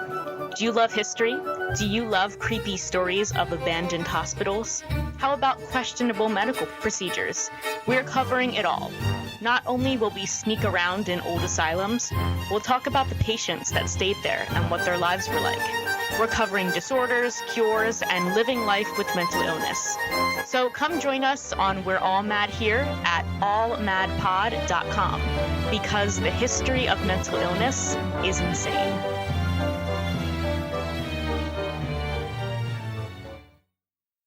Hi, I'm Saladin Ahmed, and this is Capes on the Couch. And we're back. So treatment in universe. Now, this is one of those situations where, and I know we're going to touch on some of the stuff a little bit in the skit, but Kamala, for all of her issues and for all of her teenage vitality and inexperience, and dare I say, to some extent, immaturity, she is incredibly well-rounded and very grounded and a very rational individual. So I'd be very curious to see what treatment options you would offer for Kamala Khan. Yeah, I gave this a little bit of thought. I'm not sure it will be much different than Out of Universe, but I think there has to be some focus in terms of knowing her boundaries, even with her powers. There's this idea that don't want to crush her hopes. She at times feels like she can do anything, and that's a wonderful feeling. But I think she ends up putting on these rose-colored glasses that say, well, if I can defeat this person, if I can, hang out with these heroes and all this, I can do anything. And then the second that something goes wrong, I'm not saying she doesn't fall apart, clearly not, but you could tell that it does emotionally take a toll on her a little more than would be expected from someone with more experience in those patterns. So I think the main focus, may even be getting the type of interactions, like it would be interpersonal therapy. In other words, tell me about how you're interacting with Bruno. Tell me about how you're interacting with Carol. How, and almost going back and forth, line by line. Almost as if it's a skit itself. Mainly because when someone is so wrapped up in the emotion of serious events, they may not recognize each individual step they're taking and the influence it's having. In other words, I think she's actually pretty good at the whole. I think she's good at getting the main focus of major goals in life, but this is one of those few times that I think it's better to get focused on the details, because doing that will allow for her to have a better emotional process.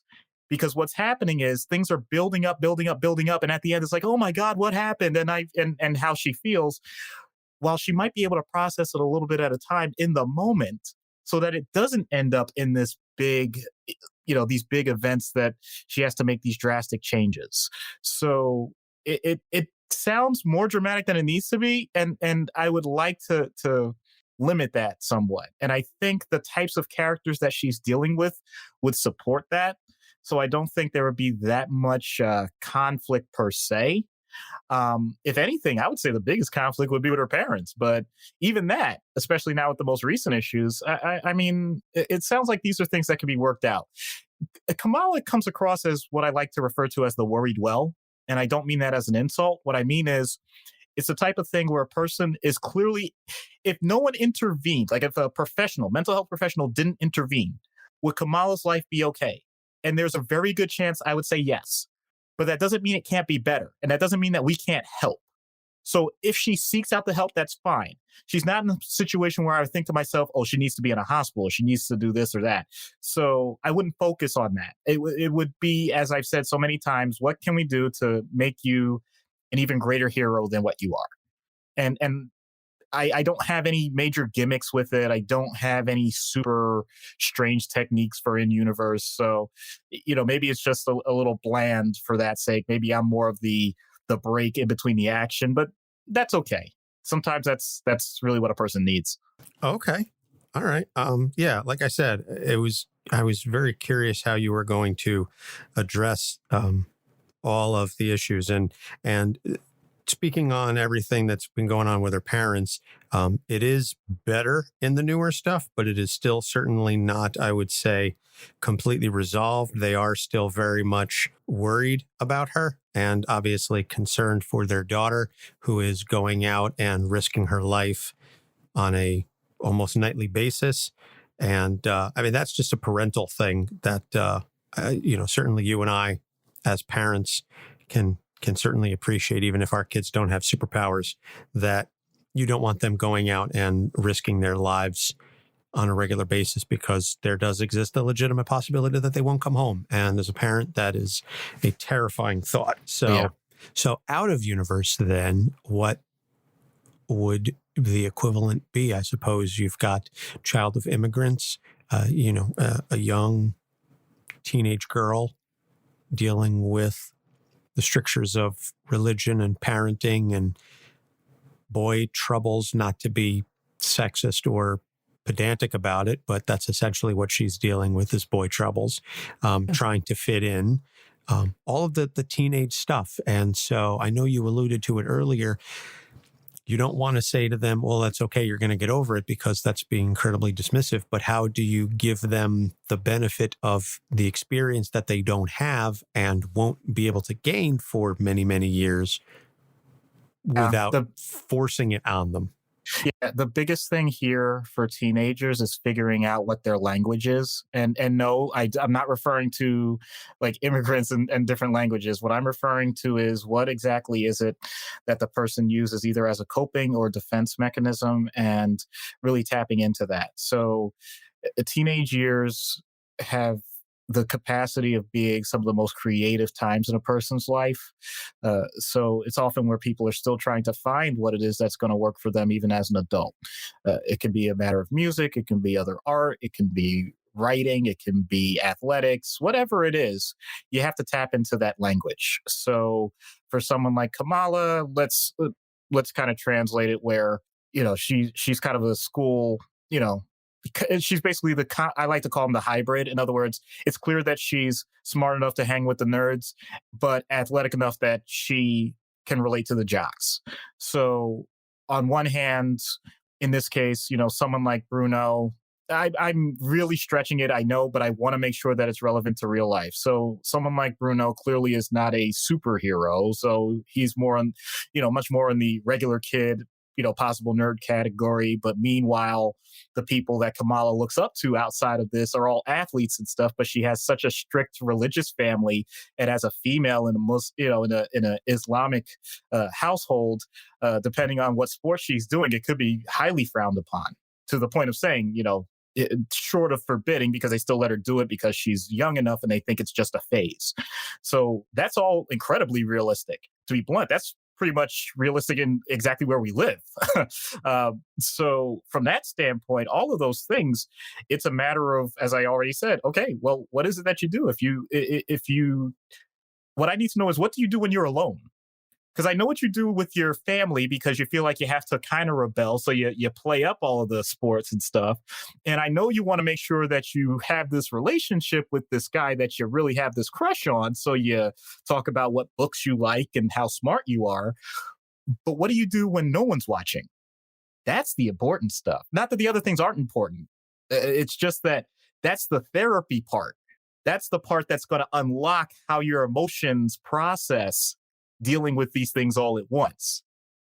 So if I find out that she really enjoys a certain type of music, okay, let's tap into that. What are your favorite songs? Why do you always listen to those ones that are about heartache? That's fascinating, because I thought you had a good relationship with this person. Oh, you really enjoy writing. And we know that she does her fan fiction. Oh, okay. What happens to the characters?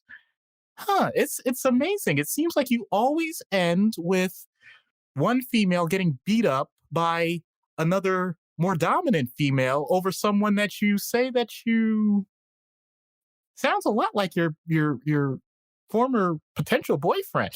Keying in on things like that can be really powerful. And the person may not have ever recognized that that's what they were doing. Although someone like Kamala honestly may be fully aware that that's what they're doing, but they just don't want to talk about it. And that's their one way to do it. So we may be like their living, breathing diary at that point, which is something that you have to take incredibly seriously. So when it comes to these things, you do your best not to press the person about them, because the second you do that with any teenager, that's when they'll clam up. But also, I've seen it the other way. I've definitely seen teenagers that this is their one opportunity to talk, and so they just want to get everything out all at once, and you have to slow them down.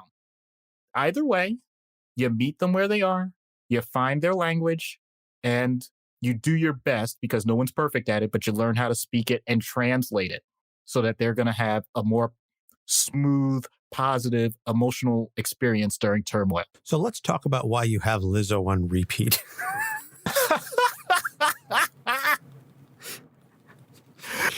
I saw your Spotify playlist. It's nothing but Lizzo. Let's talk about that. Interesting.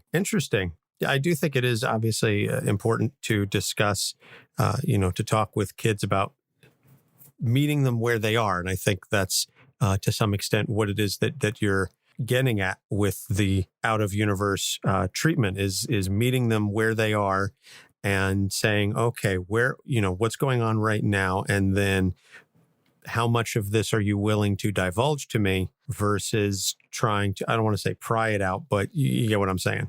Yeah. So interesting. Well, we are on the skit now, and we have an interesting situation. This is our first ever open casting call for the voice of a character. I posted on Twitter and on social media requesting young female Muslim podcasters or young female Muslim fans of the show to reach out to voice Kamala Khan. And so we got a couple of entries, and Nur Chaudhry, who is a fan of the show, won the prize, so to speak. And so she is going to be the voice of Kamala Khan. So you will be hearing her momentarily when we get Kamala Khan on Dr. Issues' couch. Oh, Kamala, I'm Dr. Issues. Be cool. Sorry? You're the Dr. Issues. What? I've read so much about you. You're super famous, and you're talking to me? Not famous at all. I mean, sure you are. You're the preeminent superhero psychiatrist. You've helped so many heroes. Iron Man, Wolverine, Captain America, and let's not forget Carol. You're a real asset to the Avengers, you know? Thanks. No problem. I'm an Avenger too, or I was. I see. You seem sad about that. I mean, growing up, the Avengers were everything to me. They were so cool, and I wanted to be one, and then I got these powers, and then I became Miss Marvel, and then I became an Avenger, and then... Then you realized it wasn't all what you thought it was. Ooh, you're good. I am the preeminent superhero psychiatrist, after all. So let me ask you, what's your primary reason for being here? I guess it's just a lot to handle. Superheroing and boys and my parents, and I mean, if they even knew I was in here alone with you, they'd totally freak out, and Abu would ground me for like an eternity in a day. Parents don't know what you do? Well, my mom does, and she's cool about it sometimes, but my dad, he would never understand. He's all, focus on studies, beta. Only studies, beta. Make sure you're home on time, beta. Don't think about boys at all, beta. Or else I swear, he doesn't know what it's like to have something that makes you super happy. He really doesn't. You sure about that? Sounds to me like he wants to keep you safe. Speaking as a parent, that's our number one job. I mean, you make him happy in his own way, and he's trying to protect you even without the superhero stuff. And besides, this is Jersey. Crazy stuff happens all the time. It's totally reasonable for him to worry about you. If something happened to you, he'd never live with himself. I know. It's just, becoming Miss Marvel was the best thing that's ever happened to me. Even with all the nonsense around me, these powers, they help me protect my friends and my family and my city, and I'm doing the right thing, so why does it feel so bad sometimes? I've told other clients. Like who? I'm not allowed to tell you. No. It's cool. I was an Avenger. Did I mention I was an Avenger? I mentioned that, right? Was it another Avenger? Was it Carol? Ooh, what did you guys talk? Did you talk about me? Did she mention me? Oh, I can't violate patient-client confidentiality. Oh, come on. I can tell you what I told them, but I can't divulge anything else. Fine. My goal is to make you the best version of yourself that you can be. Sometimes that involves some hard choices. Sometimes that involves asking yourself difficult questions. What do you want with these powers? What do you want to do with them? Help people. That's a simple answer. I mean, is there more than that? I don't know. The Quran says, help one another in acts of piety and righteousness, and do not assist each other in acts of sinfulness and transgression. And that's one lesson Sheikh Abdullah said that really stuck with me. But I ask you, seriously, at what cost? What does the Quran say about helping other people at the cost of your own life? I guess you're right. Maybe I should have paid more attention to Sheikh Abdullah. I'm not asking you to quote chapter and verse. My point is that no matter what your belief system is, and no matter how good of a hero you are or you want to be, you have to be sure to take care of yourself first. You can't pour from an empty cup. I mean, I'm not empty, though. I feel like I'm overflowing. I always have so much energy, and I have a lot to say, and you're the one who can help listen to all of it, and you can fix it. Whoa, this is a team activity here. We fix it. Let me ask... Oh, you could get that. Oh, no, I'm not gonna get that. It's my father. Okay, no problem. Big problem? He doesn't know that I'm here. Well, you're gonna have to talk to him at some point. Oh, can you take it then? No, he's your father. Oh, okay, fine. Feed me lines. Tell him I'm in the hospital or something. Hey, Kamala, just let it ring for now. We can work this out. Abba. And now this is probably where it gets awkward. No, wait, it's, I'll call you back. I'm sorry. That doesn't sound like it went well. Well, there was no yelling. That's actually a good one. So what did he say? I'm not really sure I can tell you without making this a 3-hour session. He wants to protect me. He wants to know everything is perfect, but I'm not perfect. And I can't say anything besides that. Anything besides yes is a failure. And now I want to protect him, but he doesn't know it, not in the way that he should. It's a hypothesis. What if you told him all of that the way that you just told me? What? No. No way. No, you're just gonna sit there. I tend to do that when I'm waiting for someone to accept the truth. You know, you can really be annoying sometimes. That's the spirit. That's what other people tell me when they really start to hit on pain points. Look, it gets better, I promise.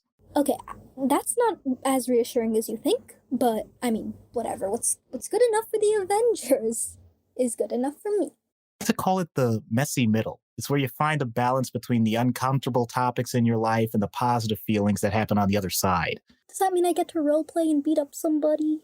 Based on previous sessions, no. You're no fun. Whatever. So can I include you in my next fanfic?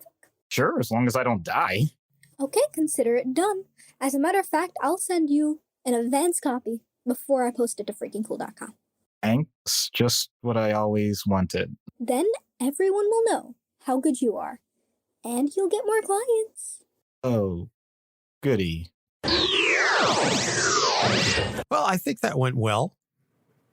Sorry, it didn't end quite the way she wanted it, but at least your office is safe. Yeah, and I just get more publicity, which is exactly what I know. That's all you ever wanted. That's why you're in this. Yeah, for the fame and fortune, right? Yep. Good old anonymous doc issues. Yeah, that's really what I wanted.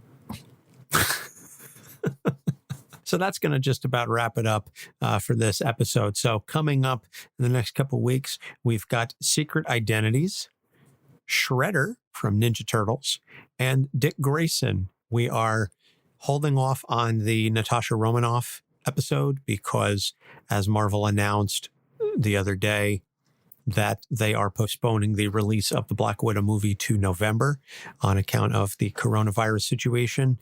We see no need to rush putting up the Natasha episode. So we will tie that one in with the movie come November when it is timely. So, which is fine. It, just like I said, gives us an opportunity to shuffle things around a little bit, but we're all sort of making do as best we can. As we mentioned at the top of the show, if you go to podchaser.com and you leave a review for our show or any podcast, Podchaser will donate 25 cents to Meals on Wheels COVID-19 Relief Fund. And if the podcast responds to your review, they will double that to 50 cents. So I already know that we've gotten 1 or 2 reviews in the last couple of days. And I went on a review spree myself, leaving reviews for many of our friends' shows, and several of them have already responded. So if you have a Podchaser account, please go to podchaser.com and check out not only our show, but a lot of our friends' show. I know we're on a couple of podcast lists. It's basically, they're trying to be like the IMDb of podcasts, and I think they're doing a great service for the podcasting community. So podchaser.com is where you want to be, and obviously the money goes to a very good cause. Our Patreon review of the Lock and Key trade paperback is now up. If you are a patron at the $3 and up level, you will have access to that trade paperback review. Last month, we did the Joker Endgame, and we released that one publicly as a little teaser.